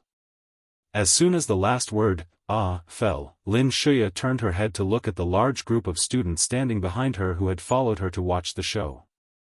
However, she saw that the large group of students who had followed her to watch the show suddenly widened their eyes. Lin Shuya was shocked. She also turned her head and saw a shocking scene. Originally, Lin Shuya, as well as all the students present, thought that Yun Jian was just taking out the knife for show. After all, they were in school now. No one would dare to kill someone so boldly, right? Moreover, after listening to Lin Shuya's words, the surrounding group of students thought that Yun Jian was taking out the knife for show. Therefore, the students were misled by Lin Shuya's words, thinking that Yun Jian was really just a scheming girl who wanted to be in the limelight in front of the whole school. However, right at that moment, the crowd turned their heads to look, and they just happened to see such a scene. They saw Yun Jian holding 2 daggers in each hand. Her figure was like lightning, rushing toward the girl. Her feet stepped on the ground, but there was no sound at all. The blade of the dagger in her hand was facing the ground as she gripped it with the back of her hand. In just a few moments, Yun Jian was already sprinting towards the girl at a speed that was too fast for the naked eye to follow. Within 5 breaths, she was already behind the girl. At this moment, the girl showed no signs of turning around. Seeing this scene, the people standing in the distance held their breaths. Oh my God, is she trying to kill someone in our school? How dare she kill someone in the military academy? She's crazy. Hurry up and call the teacher over. Someone is going to die. Some people in the crowd had already realized that something was wrong, so they began to shout loudly. However, it was too late. Yun Jian dashed in front of the girl in a few blinks. She held the 2 daggers and stabbed the girl's back. Oh my God! Some of the people watching from afar had already covered their faces. However, in the military academy, there were more boys and only a few girls. Therefore, the boys present did not cover their eyes, but they all looked over in horror. The dagger in Yun Jian's hand was less than 3 centimeters away from the girl's back. Ah! The girl in the distance was already screaming and trembling. It was also at this moment that the girl standing in front of the shooting target suddenly placed the sniper rifle without gunpowder behind her back. The sniper rifle that the girl was using for training stopped Yun Jian's daggers at a distance of 3 centimeters. Seeing this familiar technique, Yun Jian's lips curled up slightly.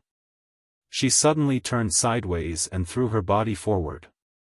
Then, she did a light somersault in the air and kicked the girl's abdomen who had already turned around. The girl was stepped on by Yun Jian. She took 3 steps back, but stood firmly on the spot. Then, the girl saw Yun Jian clearly. There was a trace of tears at the corner of her eyes. When she saw Yun Jian clearly, the girl paused for a few seconds and held back her tears. She said, I knew that with your strength, you would definitely survive and fulfill your promise to me. I'm very glad that you're still alive. Yun Jian also smiled. There was a trace of moisture at the corner of her eyes, but it did not fall. Chapter 1334. What live? What do you mean by fulfilling your promise to me? Aren't the 2 of them still alive and standing right in front of me? Moreover, how did the 2 of them get their shocking skills from just now? Lin Wan, Lin Shuya, and all the other students who were standing in the distance were dumbfounded when they saw this scene. What was going on? Lin Shuya didn't know anything else, but Lin Shuya knew that she was indeed stunned when she heard the nonsensical conversation between Yun Jian and that girl. When Lin Shuya recovered from her shock, she was even more disgusted with Yun Jian. Seeing that all the students standing around her were sizing up Yun Jian and that girl, Lin Shuya was very unhappy. So Lin Shuya began to clamor again. Everyone, don't be fooled by the 2 of them. They must have agreed beforehand and then deliberately said some strange words and did some strange actions for us to see. Humph. I don't know what they're up to. Lin Shuya's words successfully made the group of girls around her shout like the wind. The girls thought that Yun Jian and that girl were deliberately showing off, which made the group of girls around them extremely envious. So after being provoked by Lin Shuya, Yun Jian and that girl who looked enchanting and slightly charming quickly became the public enemy of all the girls present. However, Yun Jian and the girls standing in the distance didn't care at all. Let's go to the dormitory building. There's no one there. The girl standing in front of Yun Jian put the sniper rifle back on the long table in the shooting range, and then led Yun Jian to a place. There were too many people here, and some things weren't good to talk about. Yun Jian nodded slightly, and then she turned her head to look at Lin Wan who was standing not far from her. You go to the cafeteria first. Okay. Lin Wan nodded after she reacted. After Yun Jian finished speaking, she didn't even look at Lin Shuya and the others in the distance. She and the girl walked away in front of everyone just like that. Hey, you. Lin Shuya wanted to take everyone to chase after them, but she was stopped by Lin Wan. Student, what are you trying to do? My friends have something to say. Do you want to invade their privacy by following them? My grandfather is a lawyer. Do you believe that I will sue you? Lin Wan stopped Lin Shuya and the others, helping Yun Jian and the girls gain some personal time. Originally, Lin Shuya wanted to chase after them, but when she heard Lin Wan say that her grandfather was a lawyer, Lin Shuya was a little scared. She stood where she was and stomped her feet, but didn't chase after them. In front of the dormitory. Today, they came to school because the military training for the freshmen had begun. The location of the military training was not within the school, so the students did not stay in the dormitory. Therefore, no one walked around the dormitory building. It was so quiet that even the sound of cicadas could be heard clearly. Yun Jian and the girl stood facing each other. I thought I'd never see you again, the girl broke the silence and said. Me too. Yun Jian's voice was slightly hoarse, but from her expression, there was no change in the slightest. Even though Yun Jian's heart was fluctuating, no emotional changes could be seen on her face. Actually, I didn't die at that time, so I could be considered dead. The girl spoke at this time. As she spoke, she grinned at Yun Jian casually. I think we should get to know each other again first. My name is Muing. Back in the organization, my was just an abbreviation of my name. Chapter 1335. Muing smiled, then stopped smiling. She looked at Yun Jian from head to toe before continuing. You're very strong. I'm afraid I can't last more than 3 moves against you now. You're the only one who completed all the missions of an Hun organization and escaped from their control. You didn't disappoint me. Muing was only 9 years old when she died. She only stayed in an Hun organization for a few years. Even so, anyone who grew up in such an environment would not be simple. Tell me about yourself. Yun Jian crossed her arms and looked at Muing with narrowed eyes. Only then did Muing smile. She put away her smile and said in a serious tone, at that time, I did die. But fortunately, before my body was thrown to the wolves, my brain was extracted by a perverted doctor. Maybe you'll understand better if I explain it this way. That means, I'm still me now.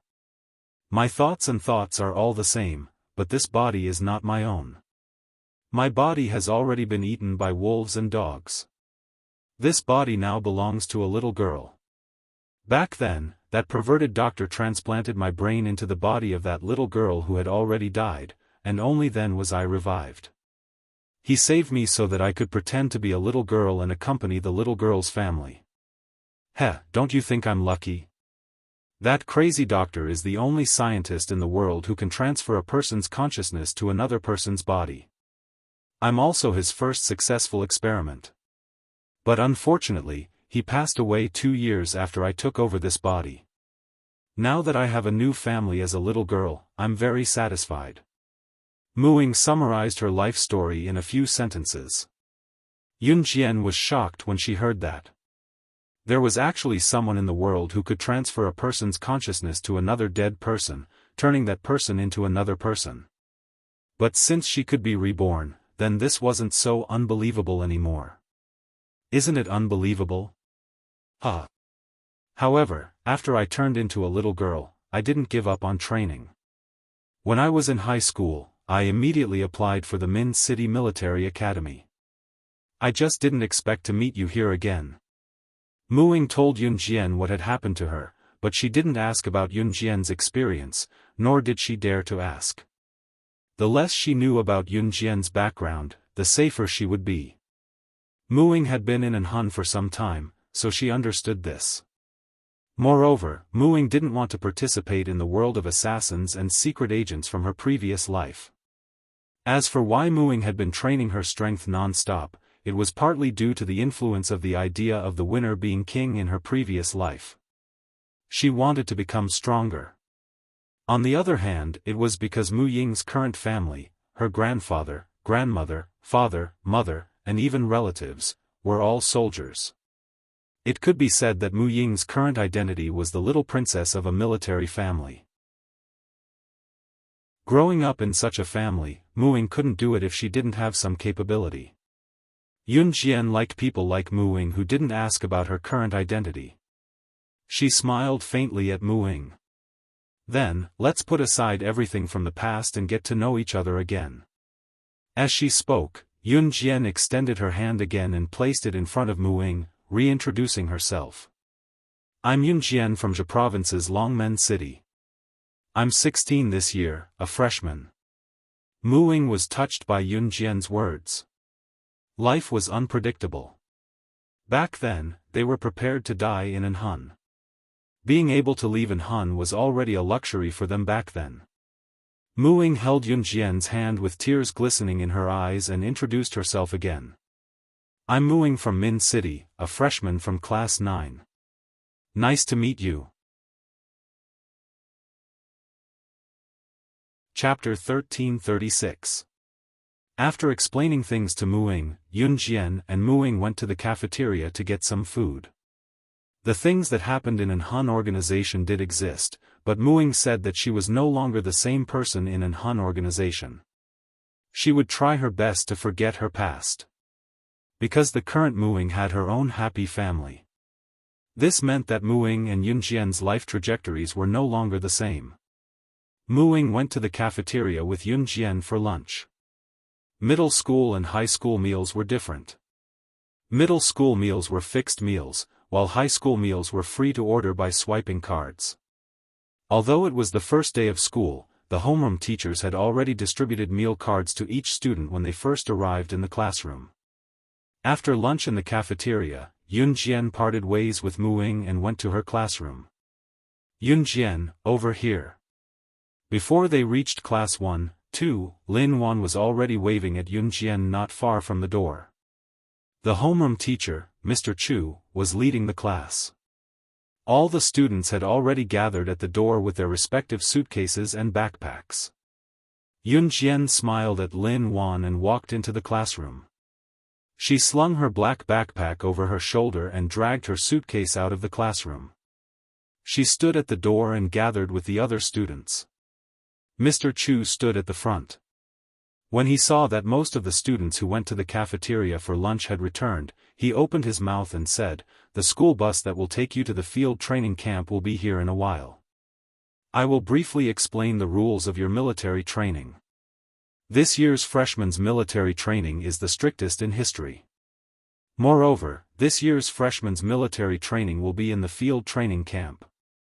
Basically, it will be actual combat.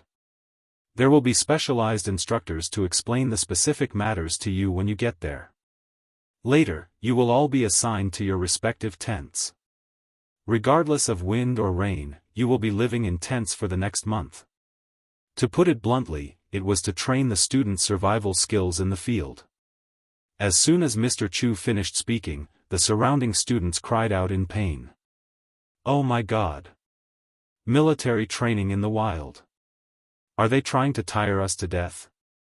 Lin Wan began to shout after hearing the news. After screaming twice, Lin Wan turned to look at Yun Jian. Seeing that she was not afraid at all, Lin Wan asked Yun Jian in shock, "Yun Jian, aren't you afraid? I heard that it's possible to encounter poisonous snakes and beasts during military training in the field. Should I be afraid?" Yun Jian turned to look at Lin Wan and said softly, "Pfft, some people really think that they are invincible just because they were in the limelight in front of everyone. TSK, don't get scared to wake up in the middle of the night and cry, 'Mommy, I want to go home.'" When Lin Shuya, who was standing not far away, heard this, she quickly spoke to Yun Jian in a mocking tone. Lin Shuya did not believe the strength that Yun Jian displayed in front of everyone just now. Not to mention Lin Shuya, when the people present saw Yun Jian and Mu Ying's actions, it was likely that no one present believed that Yun Jian and Mu Ying's true strength just now. After all, this was the first time that the new batch of high school freshmen came into contact with the military academy. Before this, everyone came from ordinary high schools and no one deliberately trained their skills. In that kind of field training camp, it's normal for girls to be afraid. At most, I'll lend you my shoulder to lean on. Chapter 1337. Su Haocheng, you still want to take advantage of the girls in our class? Move aside. As soon as the boisterous boy finished speaking, a lean, good-looking boy immediately walked over and pushed away the boisterous boy named Su Haocheng. "Damn, you're asking for a beating, aren't you?" The boy named Su Haocheng quickly started fighting with the lean, good-looking boy. Although the students in the class didn't know each other before today, they were all able to play and laugh together very quickly. Just like Lin Wan, although it was her first day meeting Yun Jian, she was also very used to talking to Yun Jian. "Are you guys listening to me or not?" Seeing that the people around her were all talking and completely ignoring her, Lin Shuya was so angry that she lifted her foot and stomped. But in the end, Lin Shuya's voice still softened. After a while, Lin Shuya suddenly curled her lips. She seemed to have thought of something, and so she smiled very proudly. Shuya, when you were eating in the cafeteria just now, didn't you tell us that your cousin is a senior in the second year? This time we're going to the field training camp for military training. Your cousin was invited by the school to come back early to accompany us, right? Then you should know what the field training camp leader looks like now, right? Hurry up and tell us. Will there be any danger during the field training period? Also, your cousin must be very powerful, right? Otherwise, he shouldn't have the ability to be personally invited by the school to come back and lead us, right? Lin Shuya had just finished laughing cockily when a girl standing next to Lin Shuya, who had already resolutely become Lin Shuya's little follower, said Lin Shuya's cockiness in front of everyone. If she didn't say it, no one would know. Once she said it, the surrounding people all looked at Lin Shuya with astonished eyes. Seeing the surrounding people looking at her with astonished eyes, Lin Shuya felt that she was floating. She fiercely glared at Yun Jian, who was standing next to her, before Lin Shuya began to brag, "My cousin is one of the most powerful students in the second year of our military school, and my cousin has been training Taekwondo, Sanda, and Judo since he was young." Speaking of this, Lin Shuya looked at Yun Jian again, trying to see a stunned expression on Yun Jian's face. To Lin Shuya's disappointment, however, Yun Jian maintained her nonchalant expression as if nothing could catch her eye. There was not even the slightest change in her expression, let alone being surprised by what Lin Shuya said. Seeing this, Lin Shuya became even angrier. Since the first time she met Yun Jian had dodged her and caused her to bump into a fat and sweaty boy. Until now, Yun Jian had maintained that aloof face that was unpleasant to the eye. Lin Shuya felt that she had to tear Yun Jian's face apart or her name would be written upside down. Yun Jian didn't react, but that didn't mean that the surrounding people didn't react. According to Lin Shuya, her cousin actually knew Taekwondo, Sanda, and Judo. He could be considered to have everything. Wow! The surrounding students exclaimed loudly. Even some of the boys exclaimed, "That's awesome." Yun Jian only raised her eyelids slightly, not taking it seriously at all. "The school bus is here, the school bus is here. Everyone, hurry up and get ready to get on." Teacher Chu walked over at this time. After counting the number of people in the class, she waved and led all the students to the school bus. One school bus for each class. The military academy was quite wealthy and generous. By the time the students arrived at the field training camp, it was already 3 in the afternoon. Chapter 1338. Field Training Camp. The name sounded quite advanced, but in reality, the location of the field training camp was set in a rural village in Min City. The village was called Banqiao Village. It took about 2 hours to get to Banqiao Village from Min City Military Academy. Since the school bus had to carry more students and the school bus was rather large, if the driver drove too fast, there was a high chance of danger happening. With this in mind, the driver drove slowly and steadily. When Yun Jian and the rest arrived at Banqiao Village, it was already 3:00 in the afternoon. The field training camp was located in a small forest and a small hill. The school bus could only drive to Banqiao Village. To get to the field training camp, they had to walk from Banqiao Village to the field training camp. They had to walk for about half an hour to get to the training camp that was uninhabited. They had just gotten off the school bus and were not in a hurry to set off. Banqiao Village was a village, and there were more older people living in the village. Yun Jian's class arrived early, so they had to wait for the new students from the other classes to arrive at Banqiao Village. Then, the instructors would lead them into the mountains. Of course, before that, the school had to distribute food and tents to each student for them to bring into the mountains. After Yun Jian and Lin Wan got off the bus, they sat on a piece of cement in front of a house in Banqiao Village to rest their feet. After waiting for about 10 minutes or so, they saw a slender, enchanting, and slightly charming girl walk down from another school bus. She was as delicate as a little princess. It was Muing. When Muing saw Yun Jian, she walked over to Yun Jian. When she saw Yun Jian and Lin Wan sitting on the cement, she walked over and sat down as well. "We'll be entering the mountains soon." Muing pressed her hands on the cement and turned to look at Yun Jian with a smile. "I miss it," Yun Jian smiled. When they were in an Hun group, there was a period of time when the group threw everyone into the Amazon forest and did not give them anything. For 6 months, they were left to fend for themselves in the Amazon forest. When it came to food, they had to do it themselves. If they encountered a venomous snake or a ferocious beast and didn't have any tools, they had to fight it with their bare hands. That was the worst time Yun Jian had ever been in an Hun. At the same time, those 6 months were also the best time for her to improve her strength. The Amazon forest was a dangerous forest where every species in the world lived. An average person would not survive more than 3 days in there. To be able to fight his way out of that place and survive for 6 months. Today's military training was nothing to Yun Jian. But even so, Yun Jian would treat it with 100% enthusiasm. Ing.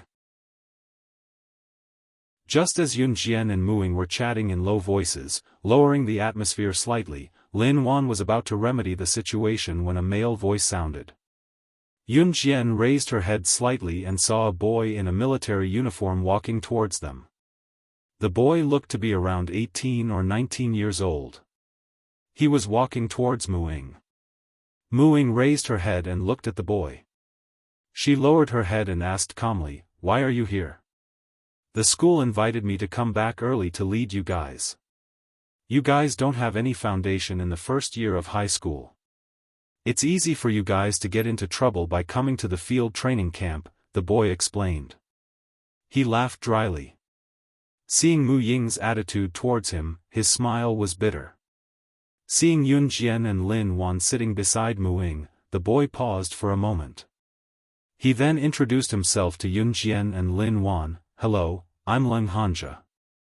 I'm in my 3rd year of high school. I should be your senior.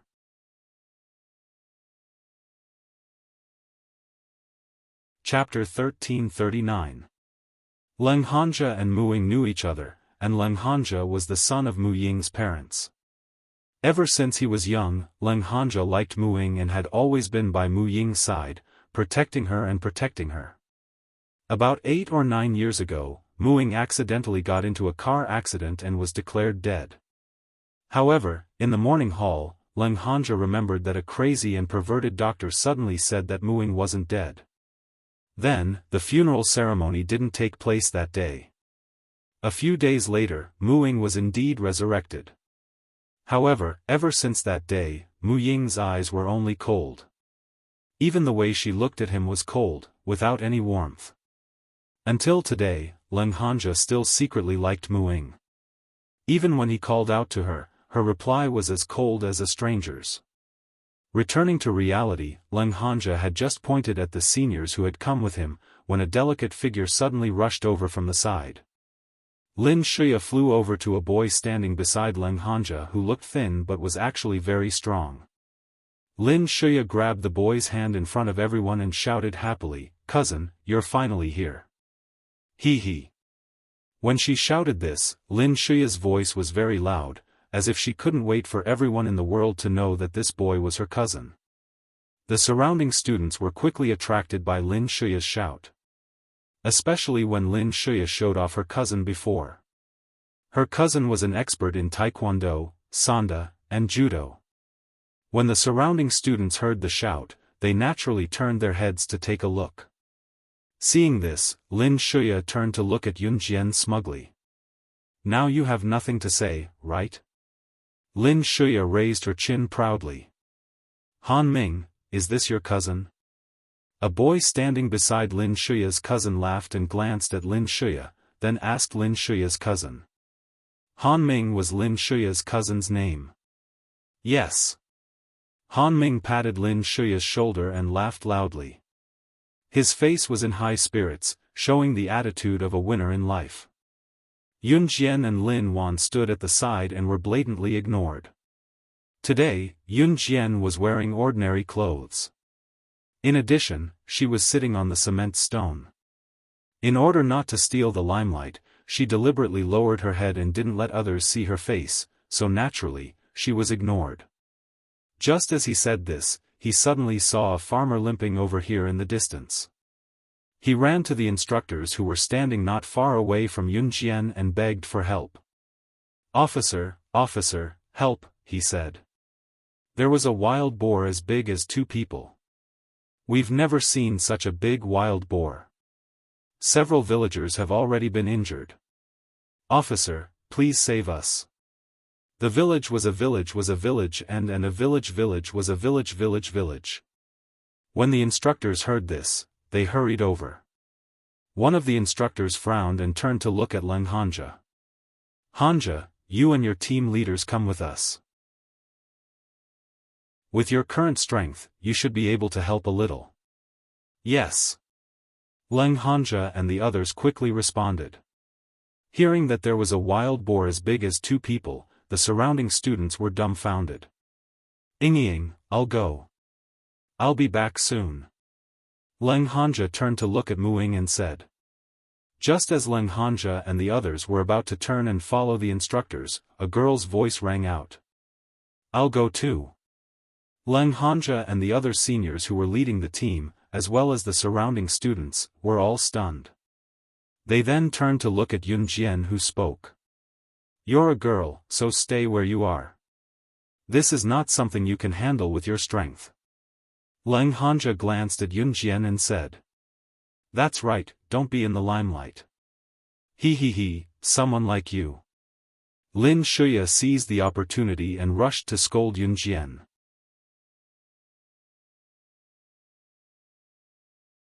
Chapter 1340. Mu Ying had always been cold and distant in front of Leng Hanja and the others ever since she was saved by the crazy doctor from a car accident 8 or 9 years ago. Sometimes, she would even sit in a corner with her head lowered and stare at the ground with her dark eyes. No one could guess what she was thinking about. After that, Muing had been acting strangely. She had always been quiet in front of others. She was quite understanding in front of Leng Hanja.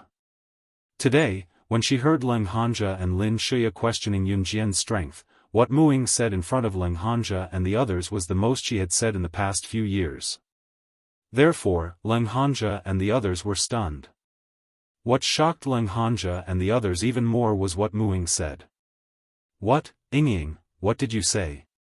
She survived in the Amazon forest for 6 months with her bare hands?" Leng Hanja was stunned. Lin Shuya was stunned. All the students around them were stunned. Even the instructor who was accompanying the farmer to the wild boar stopped in his tracks. Everyone looked at Yun Jian in shock. Looking at Yun Jian's skinny frame, they were stunned. The Amazon forest was the forest with the most species in the world. At the same time, there were all kinds of dangerous creatures in the Amazon forest. Just thinking about it was enough to know how dangerous it was. If a normal person entered the Amazon forest, they might not even survive for 3 days. Not to mention 6 months. These 6 months did not mean that one could stay in the Amazon forest and not encounter any dangerous creatures. Then, one could count the days.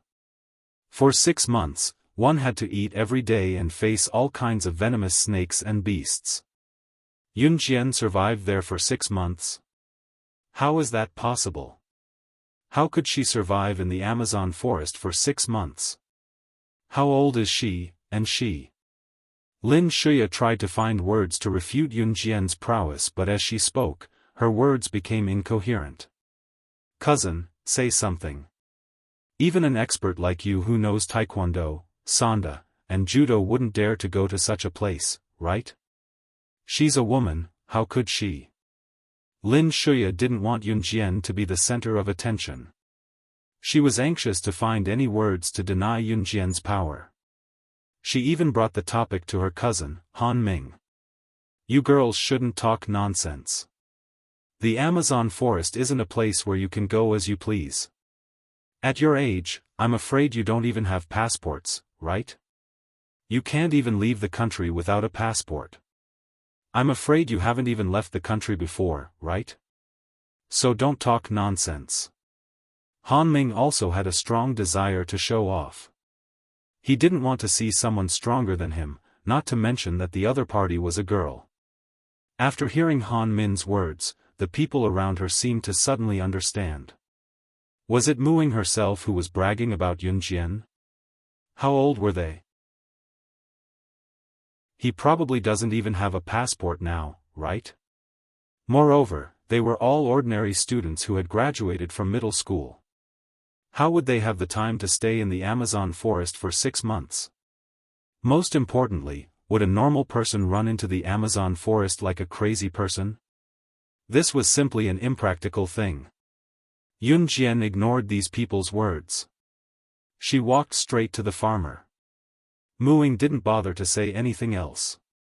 She followed Yun Jian. Lin Wan was stunned for a moment before she followed with her long legs. "You're talking nonsense, aren't you? He, you fantasize that you stayed in the Amazon forest for 6 months.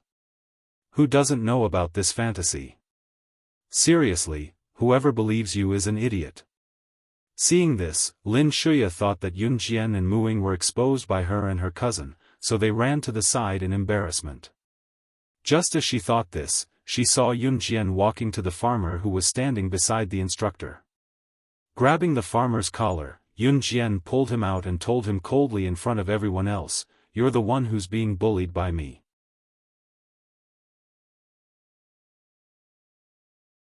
Chapter 1341. Yun Jian was indirectly accusing the farmer of forgetting his companions who were still in danger because of other things. Everyone was stunned. Just now, everyone thought that Yun Jian would explain something in the face of Lin Shuya and Han Ming's doubts. After all, boys and girls in puberty didn't want to be refuted by anyone. But Yun Jian didn't. Not only did Yun Jian not do that, but she even walked over and grabbed the farmer's collar, giving him a simple lesson. The farmer was stunned by Yun Jian's words. Then, he quickly reacted. His companions were still in danger, so the farmer scratched his head and quickly led the way. Here, here. Yun Qian let go of the farmer's collar. She didn't even look at the group of senior instructors and students standing behind her. She just walked forward and followed the farmer. Mu Ying also followed Yun Qian's footsteps. Lin Wan shouted, "I'm going too," and also strode forward. "We're going too." Standing in place, the senior instructors from all over the country were stunned. They were shocked. They weren't even as conscious as a new girl in high school. On the other side, the matter of the wild boar attacking people was not over yet. They actually stood in the same place because of the shocking news. They were stunned silly. The senior instructors chased after her, and so did Leng Hanja and the others. "Hey, you're all going." "I'm going too." Lin Shuya was still unwilling to see Yun Qian in the limelight in front of everyone. She paused twice and then chased after her. So many people had gone, and there were instructors protecting them. No matter how dangerous it was, it wouldn't involve them. Thinking of this, the students who were standing in place all ran over. There was a hillside near Banqiao village. In the depths of the hillside was a forest, and outside the hillside was a flat land. Originally, this place was very quiet. The village would often gather farmers and go into the mountains from here to cut firewood. At this moment, there were at least a dozen farmers standing there. At this time, each of them was holding a hoe in their hands. Directly opposite the dozen farmers, a big and fat wild boar the size of 2 adults was letting out a muffled howl. It looked like it would pounce on the farmers at any time. The wild boar's hair was gray and black, which was completely different from domesticated pigs. Domesticated pigs weren't aggressive, but wild boars could attack people.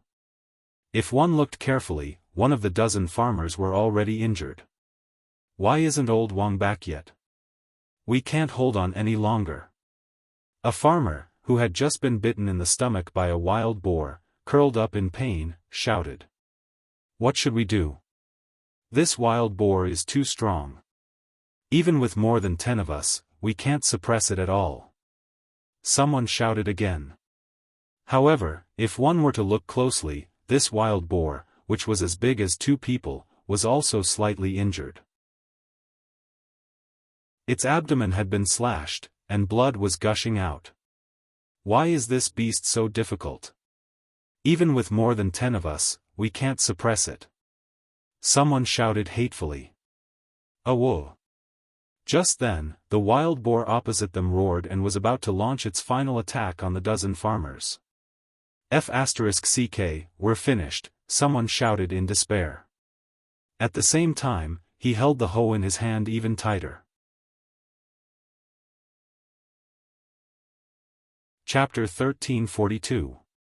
This clear and beautiful female voice seemed to have a bit of magic, causing everyone present to be stunned. One by one, they were affected by this voice and all stepped to the side, making way for her. It was also at this moment that a figure as fast as lightning shuttled through the dozen of farmers, heading straight for the wild boar that was the size of 2 adults not far away. Heavens, that's a little girl. She's going to die. There are so many of us, but we're no match for that wild boar. Little girl, come back. Come back.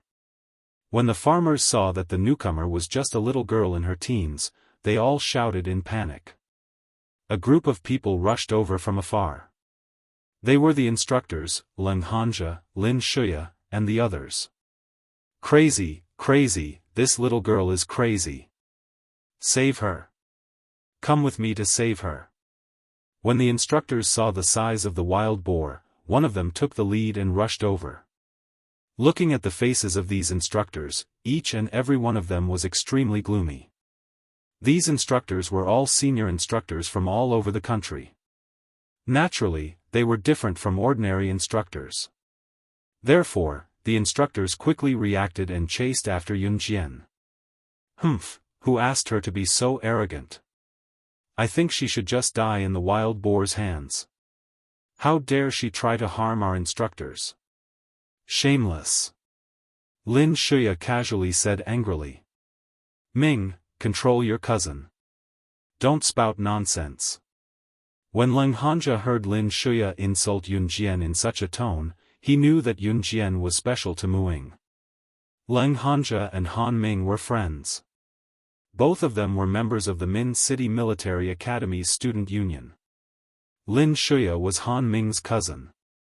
Leng Hanja didn't know Lin Shuya, but he was very familiar with Han Ming. Therefore, under such circumstances, Leng Hanja turned to look at Han Ming and said, Hey, Zhe, it's my cousin's mouth. I can't do anything about it. When Han Ming heard this, he helplessly waved his hand at Leng Hanja. Slap. Before Han Ming could finish his words, a sharp slap sounded.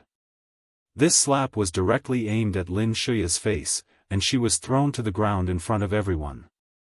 Leng Hanja and Han Ming didn't even have time to react. By the time she reacted, Muing had already warned Lin Shuya coldly and solemnly. My hands are stained with blood. If I hear you say anything bad about her again, I don't mind making you one of the dead souls under my blade. Muing had killed a lot of people. Although she didn't kill as many people as Yun Jian, she had lived for 9 years in an Han organization. 9 years old meant that Muing had been in an Han for 4 years. To be able to survive in an Han for 4 years, he must have killed a lot of people. In her previous life, Muing was 1.5 years older than Yun Jian. Mu Ying's current body was smaller than before, but it was exactly the same size as Yun Jian's current body. Otherwise, according to Mu Ying's actual age, she should be 18.5 years old now.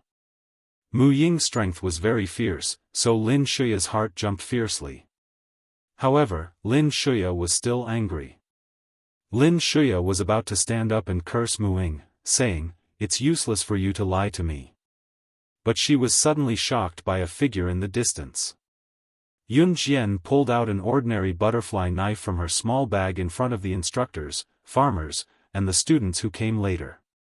She held the butterfly knife in her hand and ran towards the wild boar nimbly.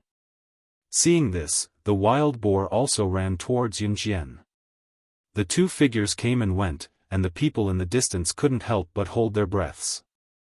Yun Jian ran past the wild boar, so fast that the people in the distance couldn't even catch a glimpse of Yun Jian's figure. The people didn't even see Yun Jian's movements clearly. She had already flashed past the wild boar and stood behind the wild boar. After that, she gently threw the bloodless butterfly knife back into her small school bag. Everyone was surprised. That wild boar hadn't been killed yet, how did she, ow. Just as everyone was thinking this, the wild boar suddenly howled, and then fell to the ground in front of everyone's eyes. When everyone came to their senses, they all stared with their eyes wide open.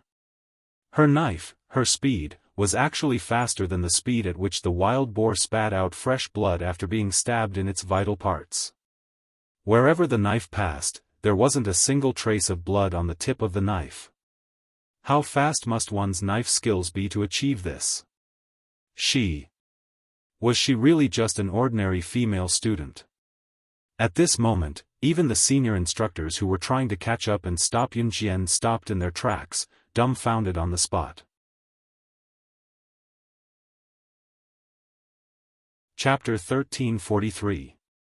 The instructors were all senior instructors in the country. They had trained countless students, and they had even brought the students to the field training camp for military training many times. When they had time, military schools like high schools and universities would often organize students to participate in activities such as survival in the wild.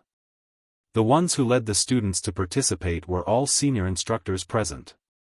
With the addition of the word senior, they were a little different from the usual military training instructors. Since the senior instructors began their military training career, countless things had happened.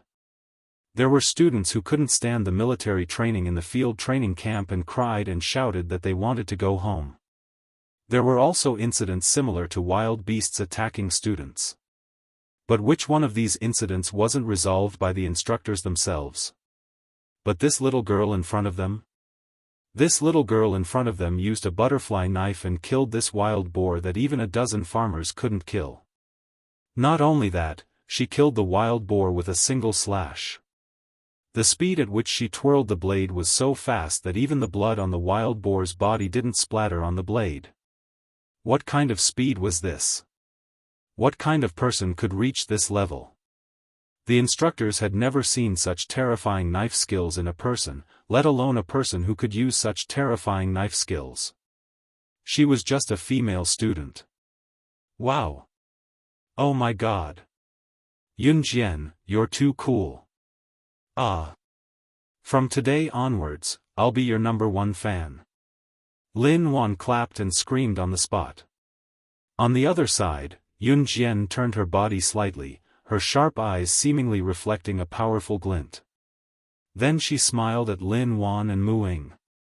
Leng Hanja and Han Ming, who were standing behind the instructors, were extremely shocked. The students who followed them were also stunned, and their mouths were trembling in shock. As for Lin Shuya, she was embarrassed as much as she doubted Yunjian's strength. I thought this wild boar would be strong, but I didn't expect it to be so weak. Yunjian put away the butterfly knife and walked towards Mu Ying with light steps. Others might not know, but how could Mu Ying not know? Yunjian didn't want to be in the limelight. In other words, Yunjian came to the military training today because she wanted to improve her strength. The improvement of one's strength was not something that could be achieved by just talking or practicing in private. That required actual combat, survival in the jungle, and experience. When she heard that there was a wild boar as big as 2 people, Yunjian became restless because she wanted to kill this wild boar and increase her strength in the process. But he didn't expect this wild boar to be so weak. Hearing Yunjian's words, the surrounding farmers all lowered their heads in shame. Did she just say that this wild boar couldn't withstand a single blow? Just now, they were forced to the point where they couldn't fight back by this wild boar, wasn't it? Relying on his little bit of ability to start showing off again. Lin Shuya was not reconciled this time, and began to speak in a low voice again, but this time, Lin Shuya did not dare to speak too loudly. After all, Yunjian had real strength. Mu Ying and Yunjian ignored Lin Shuya. Mu Ying's red lips curled up slightly, and she walked towards Yunjian. Under the surprised gazes of Leng Hanja, Han Ming, and the others, she spoke to Yunjian again. Then after the military training is over, shall we go to the Amazon forest again? As she spoke, Mu Ying was already standing in front of Yunjian. She smiled slightly, and then seemed to have thought of something, and said, "Let's go and see that old man on the way. Without that old man's help, I wouldn't be where I am now." Yunjian and Mu Ying were thrown into the Amazon forest together by an Han organization, and both of them survived in the Amazon forest for 6 months each. Yunjian relied on her own strength to survive. Mu Ying was almost bitten to death by a poisonous snake, and when she was about to die, she was saved by a strange old man who was stationed in the Amazon forest all year round. Ordinary people did not even dare to spend the night in the Amazon forest, but that old man lived in the Amazon forest for 40 to 50 years. Mu Ying mentioned this to Yunjian before, and although Yunjian had never heard of that old man, she really wanted to meet him. Now that Mu Ying mentioned it again, Yunjian smiled. "Sure, after the military training is over, we'll go back to the Amazon forest for a walk." At this moment, Yunjian and Mu Ying's words were undoubtedly the focus of everyone's attention. Leng Hanja and the others were dumbfounded when they heard Yunjian and Mu Ying make it sound so easy to go to the Amazon forest. Everyone was stunned. After Leng Hanja reacted, he quickly said,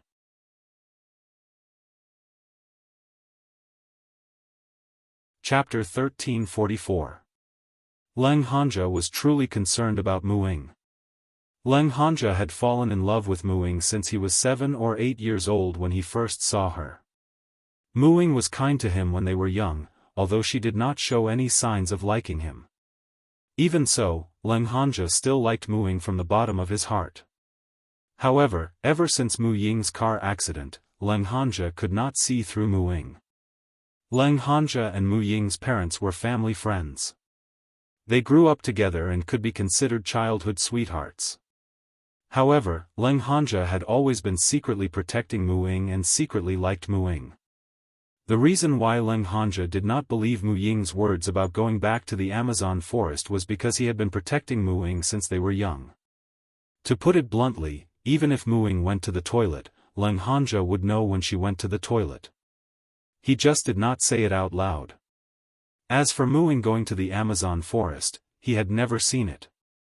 He had never seen Mu Ying go abroad. Moreover, Leng Hanja would never think that Mu Ying was no longer the Mu Ying of the past. Leng Hanja knew that he liked the current Mu Ying. He liked her so much that he was willing to hide his love for her and not let her find out. He was willing to protect her secretly. Mu Ying frowned when she heard Leng Hanja's words. She knew that Leng Hanja liked her. However, she could not let go of anyone and had never let go of anyone. Perhaps it was because of her childhood experience that she could not love someone boldly like a normal girl. At least, she could not love him now. It's none of your business, it's my business. Mu Ying was still smiling at Yun Jian, but when she looked at Leng Hanja, her face instantly turned cold. Seeing this, Leng Hanja clenched his fists. His heart turned cold, but in the next second, he said to Mu Ying seriously, "Ying, you can go if you want, but take me with you." If she wanted to go, he wouldn't object. But if he wanted to go with her, then even if she was in danger, he could protect her. He might not be that powerful, but he would protect her even if he had to give up his life. "It's up to you," Mu Ying said indifferently. Ha ha ha. Ha ha ha. Right at this time, Lin Shuya's laughter suddenly sounded. Yun Jian raised her eyebrows. She gently turned her head and saw Lin Shuya holding her abdomen, laughing so hard that she couldn't stand straight. When the people around heard Lin Shuya's laughter, they all looked over. At this time, Lin Shuya had finished laughing. She looked at Yun Jian. The hatred in her eyes could be seen by anyone. However, Lin Shuya looked at Yun Jian. She said to Yun Jian very mockingly, "Still want to go shopping? Did you hear what she said just now? She said she was going to go shopping in the Amazon forest." Ha ha ha. Does she think the Amazon forest is her home? Shopping? I'm dying of laughter. Also, Yun Jian, do you really think you're invincible just because you killed a wild boar? Let's not talk about how many talents there are in the world. There are plenty of talents in Country Z. Do you think you're invincible just because you killed a wild boar? I'm dying of laughter. Huh, do you think you're the leader of an international assassin organization like those movies? Do you think you have countless assassins and secret agents working for you? Chapter 1345. Lin Shuya's laughter infected almost all the students. However, after hearing Lin Shuya's words, the surrounding students felt that it was indeed reasonable. That's right, it's just killing a wild boar. There are many powerful people in this world. We are still young, so we can't be so conceited.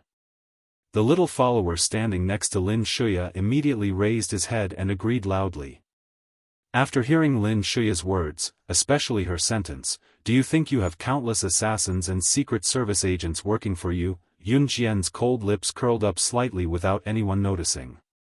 Yun Jian ignored Lin Shuya. "You can't say that. This little junior is really capable. At least, she killed that wild boar just now. This is an ironclad fact. In short, I believe what she said just now." Just when Lin Shuya was a little unconvinced, a slightly more mature female voice sounded. Hearing this, even Yun Jian couldn't help but turn her head to look. She saw a girl in her late teens walking over. The girl was wearing the same military training camouflage uniform as Leng Hanja and the others. Her tall and slender figure was wrapped in the camouflage uniform, and she looked enchanting and charming. The girl was also good-looking. Even though she was wrapped in a loose uniform, one could still see her slender figure at a glance. The girl walked over. Her face looked amiable. She smiled slightly, giving off the feeling of a gentle big sister. Senior Lingling? Lin Shuya was dumbfounded when she saw the girl speaking up for Yun Jian and walking toward them. She glanced at the girl blankly before asking. Senior Lingling, didn't you already refuse to return to school early to lead the military training for the freshmen? Han Ming, who was standing next to Lin Shuya, was obviously very familiar with the girl who suddenly appeared. He opened his mouth and asked. The girl who was called Senior Lingling was called Wen Piling.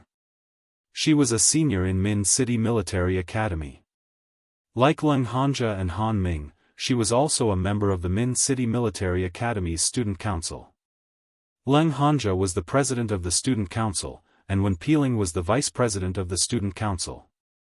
Although they weren't in the same grade and class, Leng Hanja, Wen Piling, and Han Ming often met at the student union meetings. As for Lin Shuya had gone to the Min City Military Academy to look for Han Ming before, so she knew Wen Piling through Han Ming. In addition, Wen Piling was very kind, giving people the feeling that she was a big sister, so Lin Shuya and Wen Piling got close. I had something to do at the last minute, so I went back to school early. I was thinking about the school's invitation, so I had to come over to greet the freshmen, Wen Piling explained to Han Ming. Then Wen Piling waved at Lin Shuya. Shuya, I haven't seen you for a few months and you've become more and more beautiful. Don't be so angry in the future, or you'll get wrinkles easily. Wen Piling's words made Lin Shuya cover her face. Lin Shuya changed the way she bared her fangs and brandished her claws at Yun Jian and stuck her tongue out at Wen Piling. Got it, Senior Lingling. It had to be said that Wen Piling had some skills. She was older, so she got along well with people. After greeting her acquaintances, Wen Piling turned around to look at Yun Jian, Mu Ying, and Lin Wan. Hello, I'm Wen Piling, your senior in the 3rd grade. Wen Piling smiled at Yun Jian and the others. Her smile was very sweet. After smiling, Wen Piling turned to look at Yun Jian. She smiled at Yun Jian and continued, Junior, what's your name? You were really good just now. Also, I believe what you said just now. As she spoke, Wen Piling winked at Yun Jian and Mu Ying.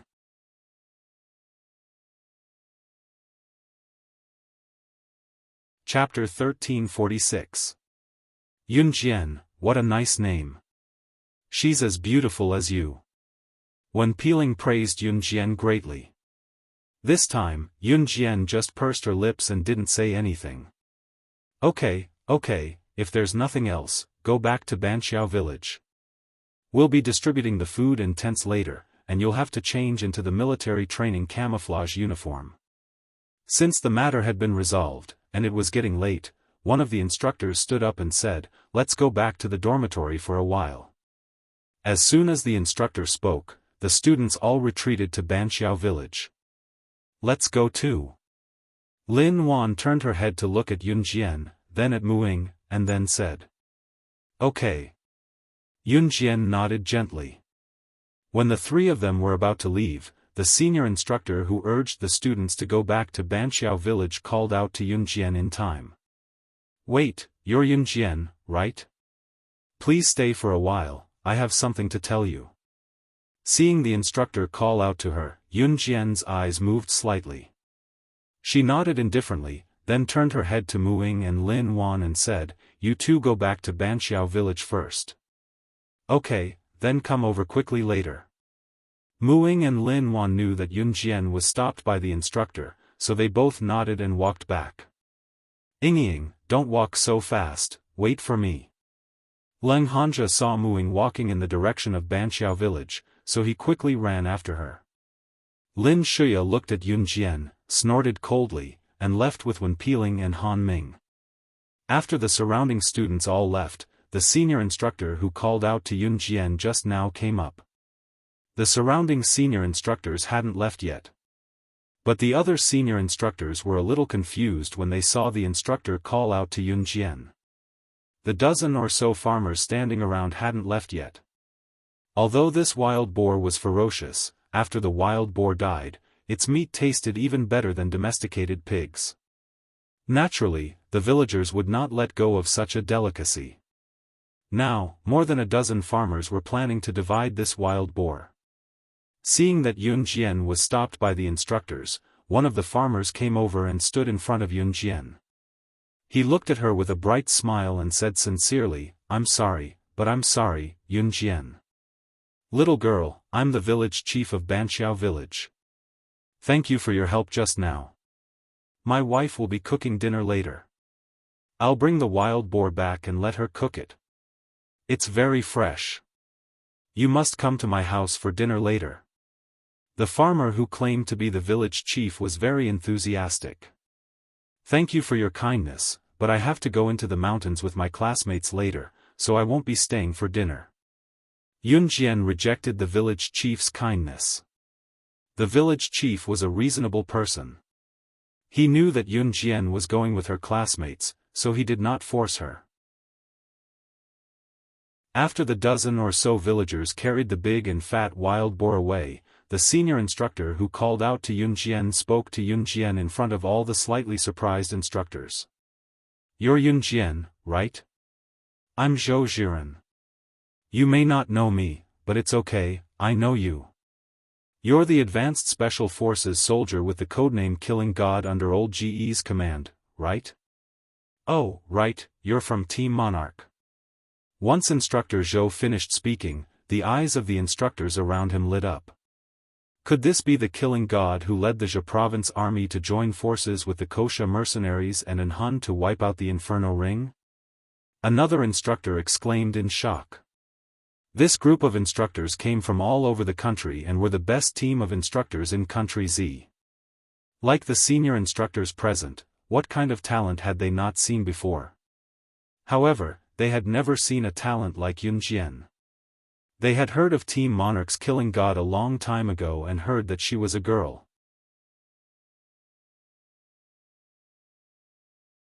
Chapter 1347.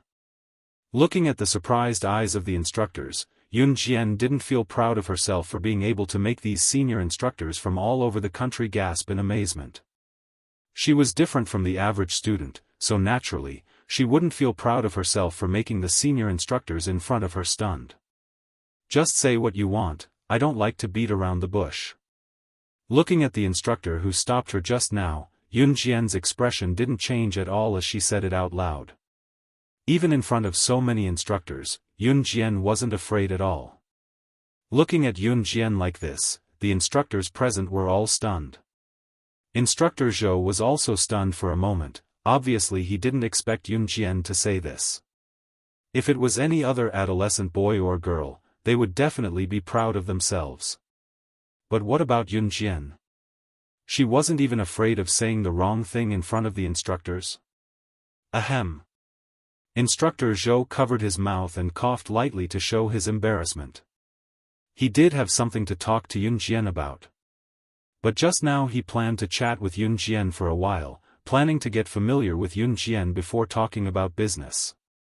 But since Yun Jian saw through it, then Instructor Zhou didn't plan to hide it anymore. "Ahem, I do have something to talk to you about." Instructor Zhou said, paused, then continued. "It's like this time our military academy's military training will last for about a month. In the past, there weren't many military training sites in the field, and the students didn't have any experience before this.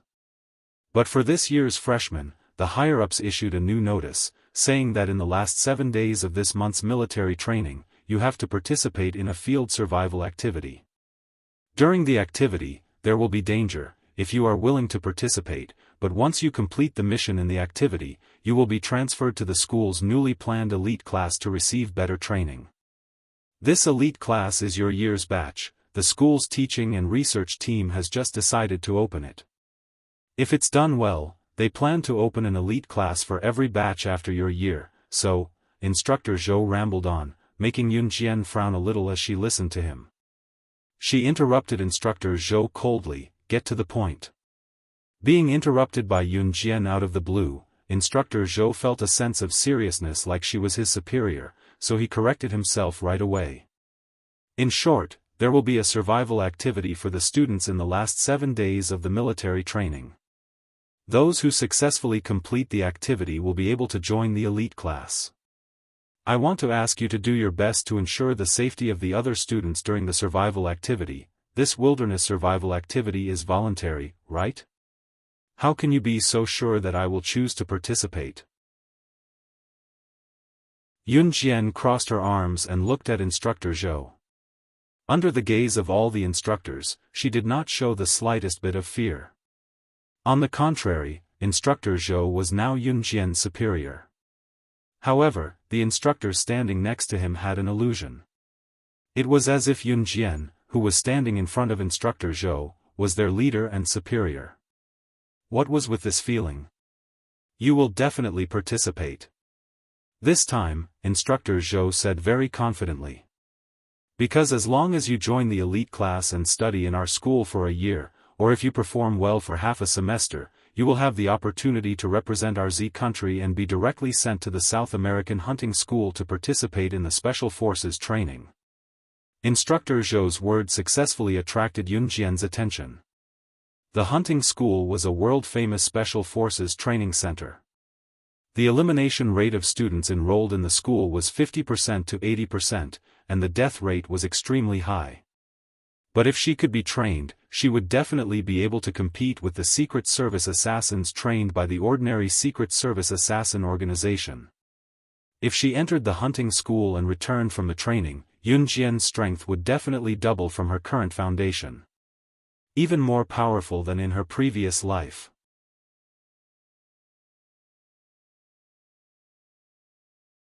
Chapter 1348. Instructor Zhou was very smart. He knew how to make demands based on what she was thinking. Yun Jian wanted to improve her strength. The other instructors did not notice this because Yun Jian hit it well. However, Instructor Zhou noticed it. This meant that Instructor Zhou was very observant and smart. Hey, Zhou Jiren, are you stupid? They are learning to live freely. Why would they go to a place like the hunting school? That place is not a place for people to stay. The mortality rate is also high. Those who failed halfway and were driven back were already lucky. She is a good girl. How could she go to that kind of place? People will die in that place. One of the instructors heard Instructor Zhou say this to Yun Jian. This instructor started to preach to Instructor Zhou on the spot. The other instructors heard this instructor's words and felt that it was reasonable. All the instructors felt that Instructor Zhou was talking nonsense. Which normal girl would want to go to that kind of place? Especially the children nowadays. Every one of them liked to enjoy life. No one liked to go to that kind of place to suffer. And something could happen at any time. What's more, after entering the hunting school, there was no way to quit. In that place, unless you failed the assessment and were eliminated, you had to stay in there even if you died. Little girl, don't listen to his nonsense. That kind of place is not something you can go to. However, I really need your help in this wilderness survival activity. An instructor standing at the side said to Yun Jian with a smile. Just as the instructor said this, Yun Jian's voice interrupted him. The instructors present heard it clearly. I agree. I will try to ensure the safety of the other students in the wilderness survival activity. However, if they don't listen to me and something happens to them, it has nothing to do with me. In addition, the premise of all this is that after I join the elite class, you must help me get a place to go to the hunting school. Yun Jian was not a little girl without any social experience. Since Instructor Zhou had made a request, she naturally would not help if he could not guarantee that she would get what she wanted. Instructor Zhou sighed at Yun Jian's shrewdness. He did not forget to reply to her, okay. I promise. Okay, then I'll leave first. Yun Jian glanced at Instructor Zhou from the corner of her eyes, then turned around and walked in the direction where Mu Ying and Lin Wan had left. After Yun Jian left, Instructor Zhou laughed and shook his head. The younger generation will surpass us in time, the younger generation will surpass us in time. We are already old. Mu Ying and Lin Wan had already received their equipment, tents, camouflage uniforms, food, and water. She stood in place and waited for Yun Jian. Then, she saw a figure walking over. Yun Jian, over here. Lin Wan waved at Yun Jian. At this moment, Lin Wan and Mu Ying were sitting together, and the two of them were quite congenial. Let's go get our equipment. Mu Ying patted her military travel bag lightly. Don't look down on this travel bag. The things that could be packed in this bag were not few. All the equipment that was just distributed had already been packed in this military travel bag. Yun Jian nodded, then walked towards the teacher who was distributing the equipment. Yo, what did the instructor say to you just now? Just when Yun Jian was halfway there, Lin Shuya stopped Yun Jian. She spoke to Yun Jian in a strange tone. Trash, you don't need to know. If I were you, I would shrink into a ball and scram. Yun Jian's footsteps paused. This time, she did not ignore Lin Shuya. Instead, she turned her head and said something to Lin Shuya in a good mood.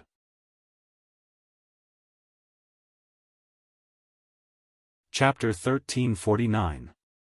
After receiving the equipment, Yun Jian put everything into the military travel bag that was just distributed, and then returned to where Mu Ying and Lin Wan were.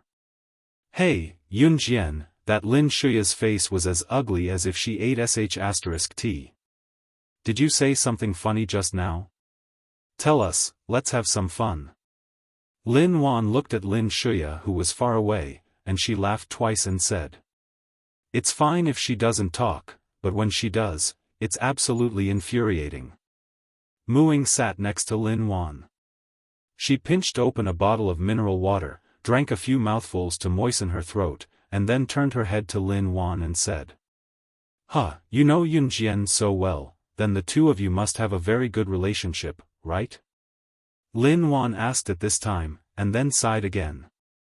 Wow, I'm so envious of the friendship between the two of you. Lin Wan's personality was quite straightforward. She usually didn't use her brain to think about what she wanted to say. Friendship? Maybe, Yun Jian and I, maybe it can be considered friendship. After hearing Lin Wan's words, Mu Ying turned her head to look at Lin Wan, and then looked into the distance and said. Yun Jian also sat on the cement stone, pursed her lips, and said nothing in the end. Others might not understand, but Yun Jian understood what Mu Ying said. Mu Ying still hadn't walked out of the cruel world of her previous life. In that world, Yun Jian and Mu Ying had no friendship, and they couldn't even be considered friends. They snuggled together just to find a sense of security from each other. If it was really a matter of life and death, Mu Ying had to make a move on Yun Jian, or Yun Jian had to make a move on Mu Ying. At that moment, no one would be merciful, because who didn't want to live? But in the end, Mu Ying died for Yun Jian. To be honest, Mu Ying was willing to die for her at that moment. Yun Jian never thought that. Because at that time, Yun Jian was willing to kill Mu Ying in order to survive. So in her previous life, the word friendship couldn't be used to measure their relationship. She's deliberately mystifying things again. Some people, thinking that their companion killed a wild boar, started bragging. Lin Shuya, who was standing at the side, heard Mu Ying's words and said sourly. Even if those words weren't said by Yun Jian, as long as it involved Yun Jian, Lin Shuya would start talking nonsense. In fact, Lin Shuya had a lot of opinions about Mu Ying and Yun Jian because Mu Ying and Yun Jian were too mysterious. That mysterious feeling made Lin Shuya hate Mu Ying and Yun Jian to the core. On the other side, Leng Hanja had been paying attention to Mu Ying. Leng Hanja stood not far away, and Han Ming and the other seniors who were invited back by the school to lead the team were also not far away. Seeing that Leng Hanja was staring at Mu Ying, Wen Peeling, who was standing not far away, had a sharp glint in her eyes, but it was gone in a flash. 3 juniors, do you want to drink some Sprite? I brought a bottle of Sprite and a few bags of potato chips. Do you want to eat? Wen Peeling stood up and walked towards Yun Jian and the others. She even very politely patted her military travel bag and said, I don't eat snacks. I don't eat snacks from strangers. Yun Jian didn't say the last sentence. Wen Peeling smiled awkwardly, then took the bag of potato chips out of the military travel bag and handed it to Muing. Before Wen Peeling could say anything, Muing interrupted her, I don't eat snacks either. I'll eat it, thank you senior. Lin Wan took the bag of potato chips from Wen Peeling's hand. She smiled and thanked Wen Peeling, then opened the bag of potato chips and started munching on them. Eat slowly, there's Sprite here. Wen Peeling smiled and poured a cup of Sprite for Lin Wan. Senior, you're so nice. Unlike some people. Lin Wan glared fiercely at Lin Shuya, then said to Wen Peeling. You.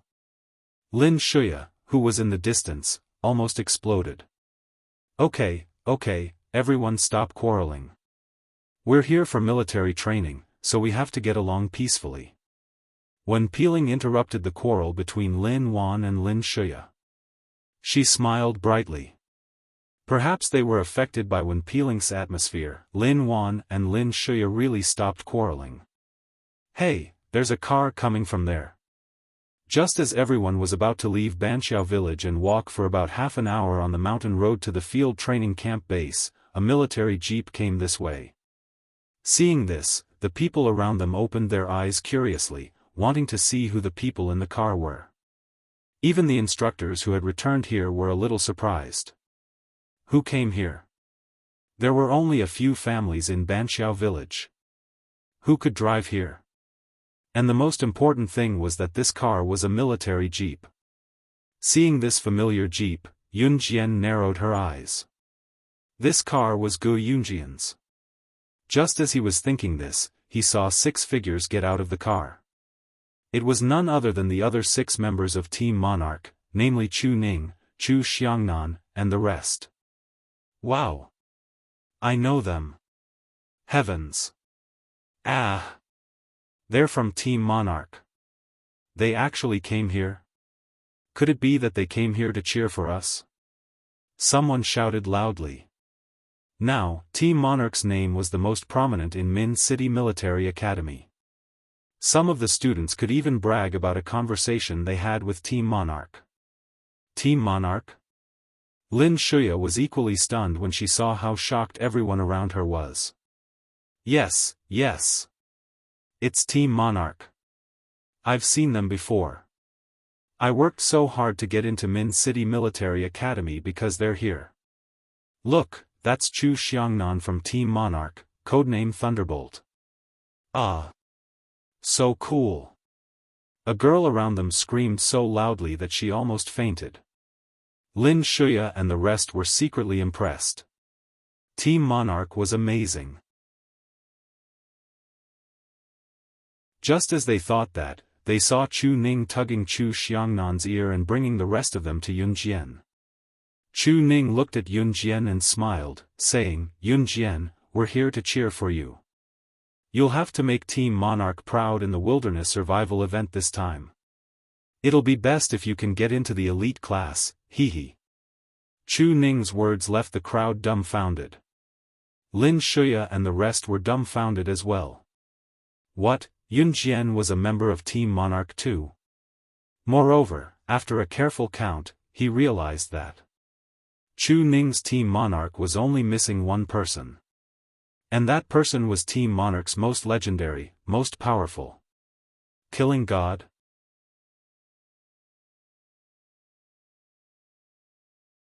Chapter 1350. The students around them, Lin Shuya, Leng Hanja, Wen Peeling, Han Ming, as well as the students from other classes, were dumbfounded.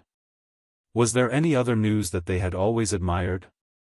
Many of them had even come to the military school because they heard that Slashing God was studying in Min City's military academy. In the end, not only was Slashing God among them, but she was also a skinny girl who looked like she could not fight. If Yun Jian was really slashing God, then it was not so unbelievable that she had killed the wild boar alone just now. So she's slashing God? Lin Shuya asked blankly the moment Chu Ning dragged Chu Xiangnan to Yun Jian. She was still in disbelief. Before this, Lin Shuya was still in awe when she heard slashing God's title. She's so valuable. My Yun Jian, Chu Ning replied to Lin Shuya before mimicking a soft female voice and pounced on Yun Jian. She even pushed away Chu Xiangnan, who had been dragging her all the way. Chu Xiangnan scratched his head helplessly. Yun Jian did not even look up. She extended a hand to stop Chu Ning from pouncing on her and asked, "Why are you guys here?" "They insisted on coming to cheer you on, so I brought them here," Gu Junjian, who got down from the military jeep, answered Yun Jian.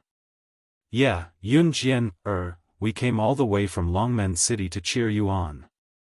I heard that freshmen like you can sign up for the wilderness survival activity in the last 7 days. Those who pass can join the elite class, so we're here to cheer you on." Chu Ning hugged Yun Jian's arm that was extended to her. She explained to Yun Jian with a grin. "What's the wilderness survival activity? What's the elite class?" Leng Hanja, who stood not far away, was the first to notice the problem and asked. The rest of the students realized the point they did not understand at once and turned their eyes to the senior instructors who were in charge of the students present. Old Gu, your daughter's performance is amazing. I recognized her right away." Instructor Zhou went up to Gu Junjian to give him a big hug when he saw Gu Junjian. Then, Instructor Zhou turned around and explained to the students about the wilderness survival activity and the elite class. "Your military training will last for a month this time. You've been going through the usual military training before this. The training content is nothing more than standing and so on. We'll also bring you into the forest to teach you the key to survive in the wilderness. We won't let you go in blindly. In addition, there'll be a wilderness survival activity on the last 7 days of the military training. It might not be safe, but it can guarantee your safety. Those who are willing to join, we won't force you. However, if you succeed in the activity, you can join another elite class. It's a new class that hasn't been opened for the 2nd and 3rd years of high school.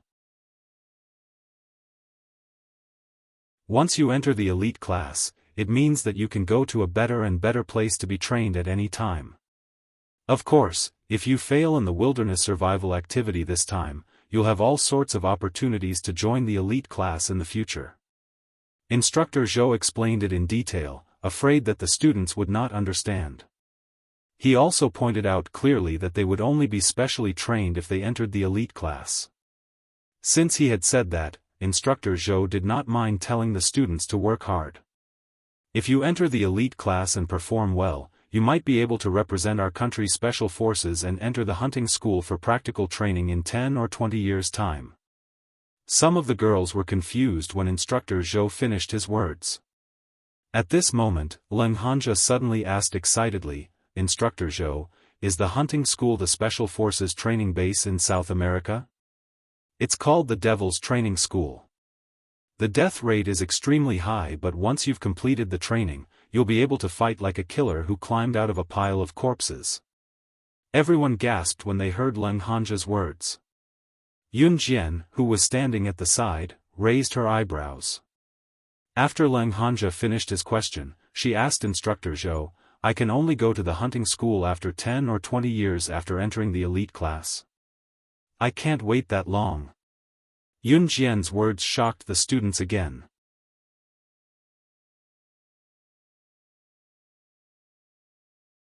Chapter 1351. Moreover, judging from Yun Jian's tone, it was as if it was inevitable that she would go to the hunting school with a high mortality rate. Since the establishment of the hunting school, only a dozen to 20 special forces from Z country have been admitted. Moreover, those who were eliminated in the middle were mostly missing an arm or a leg. They were considered lucky. Usually, the bodies of those who were eliminated in the middle were sent back directly. "Yun Jian, do you really want to go to such a place?" Leng Hanja asked because Yun Jian was Mu Ying's friend. I have to go. After Yun Jian finished speaking, she turned her gaze to Instructor Zhou in front of everyone. Instructor Zhou had yet to reply to her question. When he first told her, Instructor Zhou said that she could go to the hunting school after studying in the elite class for a year or even half a semester if she was fast. However, he now said that after entering the elite class, she would have to stay in the elite class for another 10 to 20 years. She might not even be able to go to the hunting school. That's for the ordinary people who can enter the elite class. As for you, I estimate that you'll be qualified to go to the hunting school in half a semester. Instructor Zhou praised Yun Jian highly. Those who could enter the elite class were definitely the cream of the crop. However, in Yun Jian's case, even the elites of the elite class had to add an ordinary in front of them. However, it made sense. The elites of the elite class had to wait for another 10 to 20 years before they had the chance to represent the country to go to the hunting school. It was the lifelong wish of many special forces to be able to enter the hunting school for training. Instructor Zhou's evaluation of Yun Jian shocked all the students who were standing around. Even Gu Junjian did not expect Instructor Zhou to have such a high evaluation of Yun Jian. Instructor Zhou was a senior instructor. Even in the international arena, he had a certain amount of status. Anything that came out of his mouth would definitely not be something that he would just talk about. Instructor Zhou, is she really that powerful? Lin Shuya's unconvinced voice was heard. Hearing this, the group of people standing around even had the urge to send Lin Shuya flying with a slap. How could she refute the instructor's words? At this time, Instructor Zhou's words were heard again. He looked at Yun Jian with a probing gaze and said, I'm afraid her strength is more powerful than I thought. As for how capable she is, you can ask her yourself. In fact, all the instructors present wanted to know this very much. Lin Shuya didn't expect to get such an answer. She stomped her feet and walked away unconvinced. Yun Jian pretended not to hear Instructor Zhou's question and pretended not to say anything. Seeing this, Instructor Zhou didn't force Yun Jian to say more. The month-long military training had officially begun. After all the students had set up their tents in the field training camp, they would begin their normal military training. Chu Ning and the others returned to Longmen City under Gu Yunjian's lead. Other than standing in a military posture, the military training also included some basic military steps. It was no different from the military training in an ordinary school, except that it took a little longer. Nothing out of the ordinary happened during this period, so more than 20 days had passed in the blink of an eye. It was time for the field survival exercise the next day. At night, sitting on the lawn and watching the moon in the sky, Yun Jian, Mu Ying, and Lin Wan sat in front of the tent. The three of them were silent for a while before Mu Ying broke the silence. She seemed to hesitate for a long time before clenching her fists and turning to Yun Jian to say, Yun Jian, I want to go to the hunting school too. Before Yun Jian could say anything after she said that, a tall silhouette rushed up from the side. It was Leng Hanja. He had obviously heard what Mu Ying said just now. He rushed up to grab Mu Ying's wrist and told Mu Ying, no, why are you going to such a place? Besides, your family won't agree to it.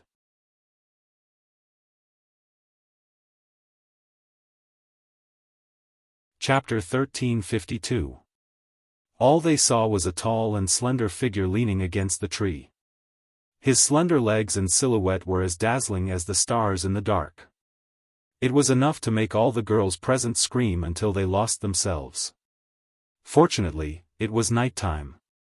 Other than the students from different schools, the rest of the students had either returned to their tents or gathered together to play cards. No one looked in that direction. When Yun Jian turned her head to look, her eyes met with a pair of deep, shining eyes in the dark. When she came back to her senses, she saw that the person leaning against the tree was already walking over. That pair of slender legs seemed to have been carefully carved by God. Very quickly, it attracted the attention of the students who hadn't noticed him before. Damn! One of the boys who was playing poker screamed. He was so scared that he dropped the poker cards in his hand into the bonfire that was lit by the firewood. Ce suddenly appeared, like a ghost in the dark. The crowd sitting around him was shocked. When they came back to their senses, they saw that Ce was already walking toward Yunjian. Who's this guy? He suddenly appeared like a ghost. I was scared to death, someone said loudly. But this man is so handsome. Another girl held her face in her hands and shouted out loud in a rather infatuated manner. Ce ignored everything around him. After he walked over, he grabbed Yunjian's hand and pulled Yunjian up from the ground. Then, he walked toward the small forest. Hey, who are you? How can you take away a student from our school without permission? An instructor who was patrolling saw Ce suddenly pull Yunjian toward the small forest. He quickly chased after him to stop him. The moment he saw Ce, Lin Shuya, who was sitting not far away with Wen Piling and Han Ming, was stunned. All the students thought that Yunjian was in a relationship at a young age. After all, this guy who suddenly appeared walked over and pulled Yunjian away in front of the instructor. If this wasn't love, then what was? And they actually dared to do it so openly. After hearing the instructor's question, Ce narrowed his eyes. At the same time, he didn't let go. Instead, he pulled Yunjian into his arms. Instructor, they're openly dating each other. Let's not talk about the fact that we're students. I don't think even in the military, you can hug so openly, right? I suggest that Yunjian be punished. Seeing such a tall and handsome man hugging Yunjian, Lin Shuya was very unconvinced. The jealousy in her heart also sprouted. Lin Shuya just happened to catch this scene. She started egging Yunjian on, as if she was afraid that Yunjian wouldn't be punished. Dating? Ce broke into a smile, his handsome face mesmerizing. Lin Shuya couldn't help but stare. This time, I agree with Shuya's point of view. It's best not to fall in love early in school, especially in our military school. Moreover, it's still the military training period now. Wen Piling stood up rather gently and said a sentence of justice. Ahem, even if you're Team Monarch/God, I can't cover for you, so. The instructor was about to punish Yunjian. Just then, Ce suddenly half-hugged Yunjian. He took out a thin book from his trouser pocket and threw it to the instructor. He hugged Yunjian's slender waist again and suddenly curled his lips to declare his sovereignty. Nominally, she's already my wife. This is country R's marriage certificate. We're legal. The instructor grabbed the book and glanced at it. Then, his face stiffened. This is really country R's marriage certificate. I have a relative who was married to a country R citizen. It's this kind of book. After hearing the instructor's words, Lin Shuya's face darkened to the extreme. Everyone around them was stunned. You're tuning into the Xiaofan's Wuxia Tales YouTube channel. Don't forget to subscribe and join us on this journey to catch the most captivating stories.